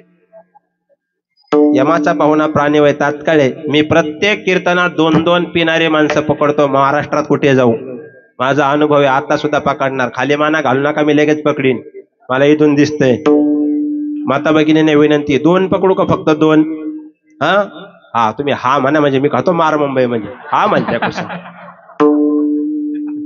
कोणी एखादा व्यक्ती व्यसन करत असेल तर त्याला उठून त्याचा अपमान करणं संविधान मला नैतिक अधिकार देत नाही. मी न्यायशास्त्राचा विद्यार्थी. पण तो करणारा असणारा व्यसन वगैरे त्याच्या कुटुंबाला, आई वडिलांना, किमान पंचक्रोशीला माहित असतं. मला वाटतं कोणाला एखाद्या व्यक्तीला उठून लज्जित करून त्याचा अपमान करणं मा हेतू नाही. पण जर कोणी व्यसन करत असेल तर पुढल्या वर्षीपर्यंत जर त्यांनी नाही माळ घातले तर काय फरक नाही. फक्त व्यसन सोडून जर कुटुंबाचा जबाबदार नागरिक झाला तरी ते सप्ते कुठेतरी सार्थक लागणार. ही काळाची गरज आहे. बसणाऱ्यांपैकी फॅशनने आज जमाना फार भयंकर परिस्थितीला गेलेला आहे. त्या महाराष्ट्राची अवस्था फार अवघड झाली. जाता जाता विनंती करतो, भरपूर शिका. UPSC MPSC टर्म पर्यंत मुलींना प्राधान्य. मला वाटतं चंद्रयानला कमांड देणारी महिला सुद्धा याच देशातली होती की नाही. विचार करा तुम्ही, भरपूर शिका. UPSC MPSC पर्यंत प्रतिभा पाटलांपर्यंत स्वतःची प्रतिभा सिद्ध करता. जाता जाता एक एवढं वाक्य घेऊन जा, कीर्तन ठेवून जा, मला त्याच्याशी घेणं देणं. तुम्ही केलेल्या कोणत्याही एका चुकीमुळे आणि कोणत्याही एका केलेल्या कुकर्मामुळे पहाडासारख्या बापाची मान समाजात खाली जाताना एवढं करता आलं तर ते कीर्तन सारखं. आणि जाणती माणसं जरा दूषण सोडा. जातीपातीच्या भयान भिंती महाराष्ट्रात उभ्या राहते. आता पुन्हा थोडस स्पष्ट बोलतो, माझा रागील. यातायाती धर्म नाही विष्णुदासा. प्रत्येक जिल्ह्यात कोणत्या जिल्ह्यात काय काय काय ऐकायला येतं. आज प्रत्येक सेक्टरमध्ये, प्रत्येक एरियामध्ये, गावामध्ये या महापुरुषांचं नाव या रस्त्याला द्या, या आमच्या महापुरुषांचं नाव या रस्त्याला द्या. याच्यावरून प्रत्येक ठिकाणी वाद आहे. चौकात चौकात रस्त्यांना महापुरुषांची नावं देण्यावरून वाद आहे. मला वाटतं लक्ष्मण महाराज, मला वाटतं महापुरुषांची नावं रस्त्याला देऊन आपल्यात वाद निर्माण करण्यापेक्षा महापुरुषांनी जाता जाता जे रस्ते दाखवले त्या रस्त्याने जाण्याचा प्रयत्न करा. समाज आणि माणसं सगळे सुखी होते. कोणत्या दृष्टिकोनात विचार आहे, काय न्यायचं आहे. पुढचे 2 मिनिटं सुद्धा माझा बोलण्याचा अधिकार नाही. किंबहुना मला ठेवेल की नाही, माशी पाकडे तो वरी सरे. वाद विवाद या प्रकारे इथं सोडा. असे एकत्र या, प्रेमाने जगा, आनंद घ्यायचा. आणि शेवटच्या एकदा प्रेमाने भजन करा. ज्ञानेश्वर माऊली, ज्ञानराज माऊली, पुन्हा एकदा या मंडळाचे त्रिवार अभिनंदन करतो. मला या ठिकाणी मला वाटतं साळुंकी मंजुळे बोलत असे वाणी कविता धनी वेगळाची वेळेची मर्यादा पाळून अभंगाचं विश्लेषण भावार्थ मांडण्याचा प्रयत्न केला. सर्व मंडळी त्या पद्धतीने तयार आहे. जाता जाता विनंती करतो, तुमची इच्छा एकदा व्यक्त करतो. त्या दृष्टिकोनातून 2 मिनिटं घेतो. सर्वांनी माझ्या भागात टाळे वाजून म्हणायचे, मरण कळतं का? शेवटचा मुद्दा विचारतोय, मरण कळतं का? नाही. फक्त 1 महिना आधी जर कळलं ना स्वतःसारखी सरळ वचन तुम्ही राहिले किती दिवस म्हणतील, पुढे राहिले काय भाजनाशी उरले ते पाहिजे का? फार सोपं विचारतो. मृत्यू सांगतो मी, कळतो ऐका. कानामध्ये बोट टाकल्यानंतर चिर स्वरूपाचा येणारा आवाज जर यायचा बंद झाला तर 7 दिवसांनी मृत्यू निश्चित. ज्ञानोबरांचा अभंग वाच. 2 डोळे बंद केल्यानंतर डोळ्यासमोर गोलाकार फिरणारे बुबळ दिसायचे बंद झाले का 5 दिवसांनी मृत्यू निश्चित आहे.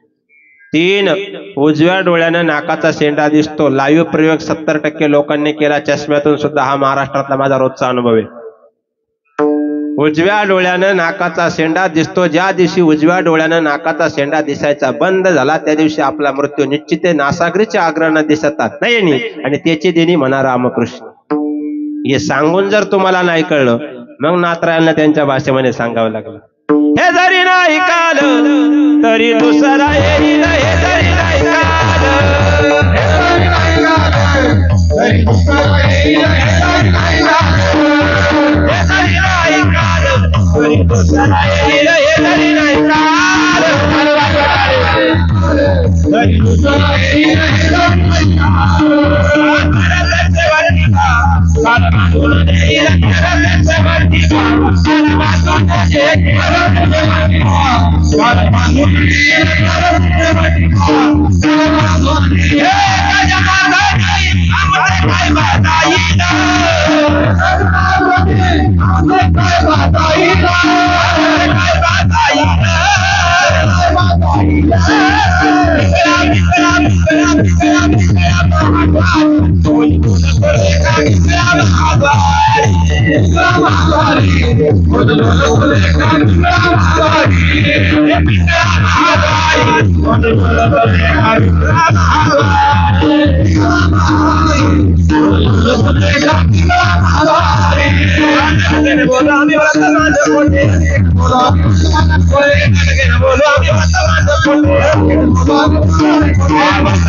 दादा वर्तमान खोटे वर्तमान खोटे दादा वर्तमान खोटे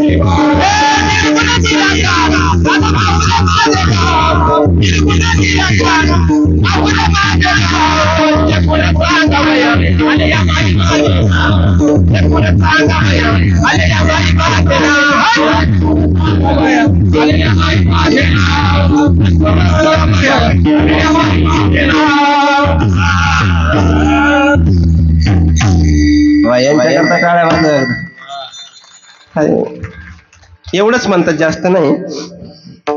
जाऊ द्या.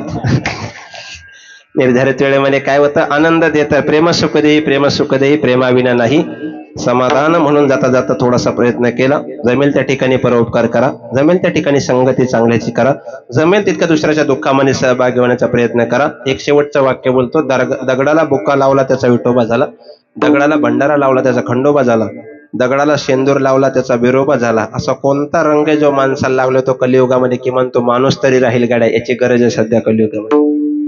अनात्रे मार्गाने जाऊ नका, काय गरज नाही महाराज. शेवटचं वाक्य बोलतो, 23 तास 55 मिनिटं तुम्ही प्रपंचाला द्या, अजिबात देवाकडे बघू नका, अजिबात बघू नका. फक्त दिवसातले 5 मिनिटं कधीतरी प्रेमाने देऊन बघा. तो मग तो कृपा सिंधू निवारी साकडे, त्या पद्धतीने तो तुमच्यावर कृपा केल्याशिवाय राहणार नाही. माणूस आहो ना, माणूस आहे ना. अरे का चोराने दरोडे खोराने रामायण लिहावं, जगाच्या मालकाने तसं वागावं, याच्यापेक्षा काय तू. आपण तर तितके पापी नाही. पिला असन दारू 10-5 टँकर, खाला असन मांस तर 10-5 बैलगाड्या. वाल्या इतकं पापी आहे का, तर त्याचा वाल्मिकी होऊ शकतो. मग आपण का त्या पद्धतीने गुणातीत होऊ शकत नाही. योग्य नीट आहे का. शेवटचं वाक्य सांगतो, संतती करता भरपूर संपत्ती कमवा. सिटीमध्ये सांगतो, संतती करता भरपूर संपत्ती कमवा, पण जोड संस्काराची असू द्या, कमवलेली संपत्ती टिकेल.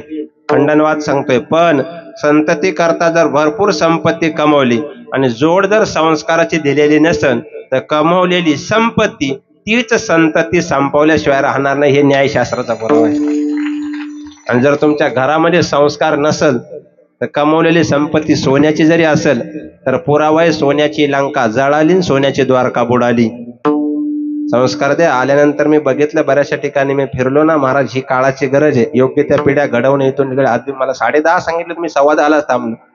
तुमचं आचरण हे कलियुगाच्या दृष्टिकोनातून मुलांकरता आरसा आहे. वडिलांचं जीवन, मी एक थोडस संस्कार येत वडील जे जे करती तया नाम धर्म ठेवीत. एवढं चुकलं ना की पुढची पिढी त्या पद्धतीने जगते. एक शेवटचा दृष्टांत देतो मला म्हणून आणि थांबतो. एक वडिलांचं असणार बस कंडक्टर होते, इथले सोडून मग लांबचे होते.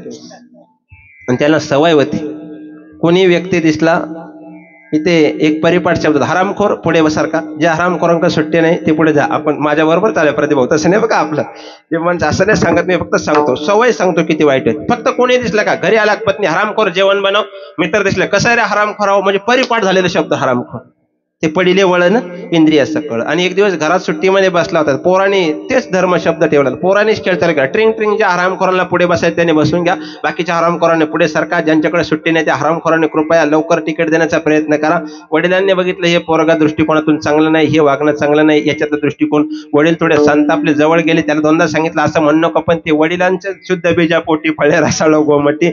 वडिलांनी 2-3 कानपटात लावल्या, ते अर्धा तास रडायचं थांबलं. वडिलांना वाटलं आता बोलणार नाही, अर्धा तासाने पुन्हा खेळ चालू झाला, त्याने पुन्हा खेळ चालू केला, ट्रिंग ट्रिंग. आताच एका हरामखोरामुळे गाडी अर्धा तास लेट झाली, बाकीच्या हरामखोराने बसून या साहेब आपल्या सेक्टरमध्ये असणाऱ्या पोलीस उपविभागी कार्य करणारे आमचे मेवणे सगळी मंडळी प्रेमाने गोळा होऊन आले. दरगुडे साहेब या ठिकाणी उपस्थित. परमार्थाला जाण असणारे माणसं तुमच्या सप्ताहाला भेटी द्या, हे भाग्यवान दृष्टिकोनात. नाही तर बऱ्याचशा ठिकाणी समीकरण थोडं अवघड असतं, इकडे पांढरे 2 तर ते काळी 4 मध्ये बोलतात, त्यांचं स्वरबद्ध. पण तरी सुद्धा ही सर्व मंडळी आली म्हणून चांगले संस्कार करा. पुन्हा एकदा या नगरवासियांकरता एकदा टाळ्या आपण वाजवा.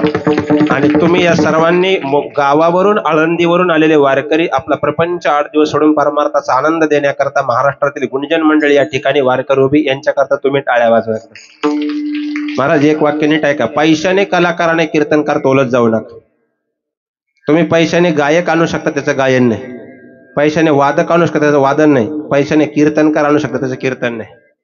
परमार्थात तुम्ही काय देता, कोट्यावधी देणार आहे महाराज काय काय, तरी सुद्धा ती अभिलाषा नाही. निर्धारित वेळी तुमच्या सगळ्यांच्या संत चरणारज सेवायला भेटलं. या सेक्टरच्या असणाऱ्या दृष्टिकोनातून सप्ताह कमिटीच्या अध्यक्ष, उपाध्यक्ष, सचिव सर्वच्या सर्व तितक्या ताकदीचे, कोणा एकाचं नाम घेऊन मला कोणाचा अंतकरण दुखवायचं असं नाही. उपस्थित राजकीय, क्रीडा, व्यापार, संकुल क्षेत्रातील सर्व मान्यवर अमूल्य असा वेळ देऊन 7 दिवस तुम्ही जो आत्मानंद या ठिकाणी घेताय ना, याची देही याची डोळा आणि भोगो मुक्तीचा सोहळा हे तुमच्या करता सुख आहे. कारण शेवटचा काला झाल्यावर तुम्हाला 5 दिवस करमणार नाही. हा परमार्थाचा आनंद आहे. ह्यो घेण्याकरता इथं घ्यारे होऊ नका. रानभरी सुंदर संशिटम. सर्वांना लाख लाख धन्यवाद देतो. बोलण्याच्या ओघातून जर कधी एखादा शब्द अपशब्द गेला असेल तर तो वाणीचा दोष समजून परत करा. सर्व चांगले असं माझं मत नाही, पण चांगल्यातलं चांगलं घेऊन जायला काय हरकत नाही. आता जवळजवळ मुंबई पासून तर महाराष्ट्रातल्या सर्व दिंड्या संत निवृत्तीनाथांच्या असणाऱ्या त्या ठिकाणाकडे प्रस्थान करताय. मला उद्या त्या ठिकाणी दिंडीला जाणं आहे. एकदा प्रेमाने थोडंसं भजन करायचं आणि आपल्याला वाणीला पूर्ण विराम द्यायचंय. निवृत्तीराया निवृत्तीराया सोपान मुक्ताबाई ज्ञान सकया.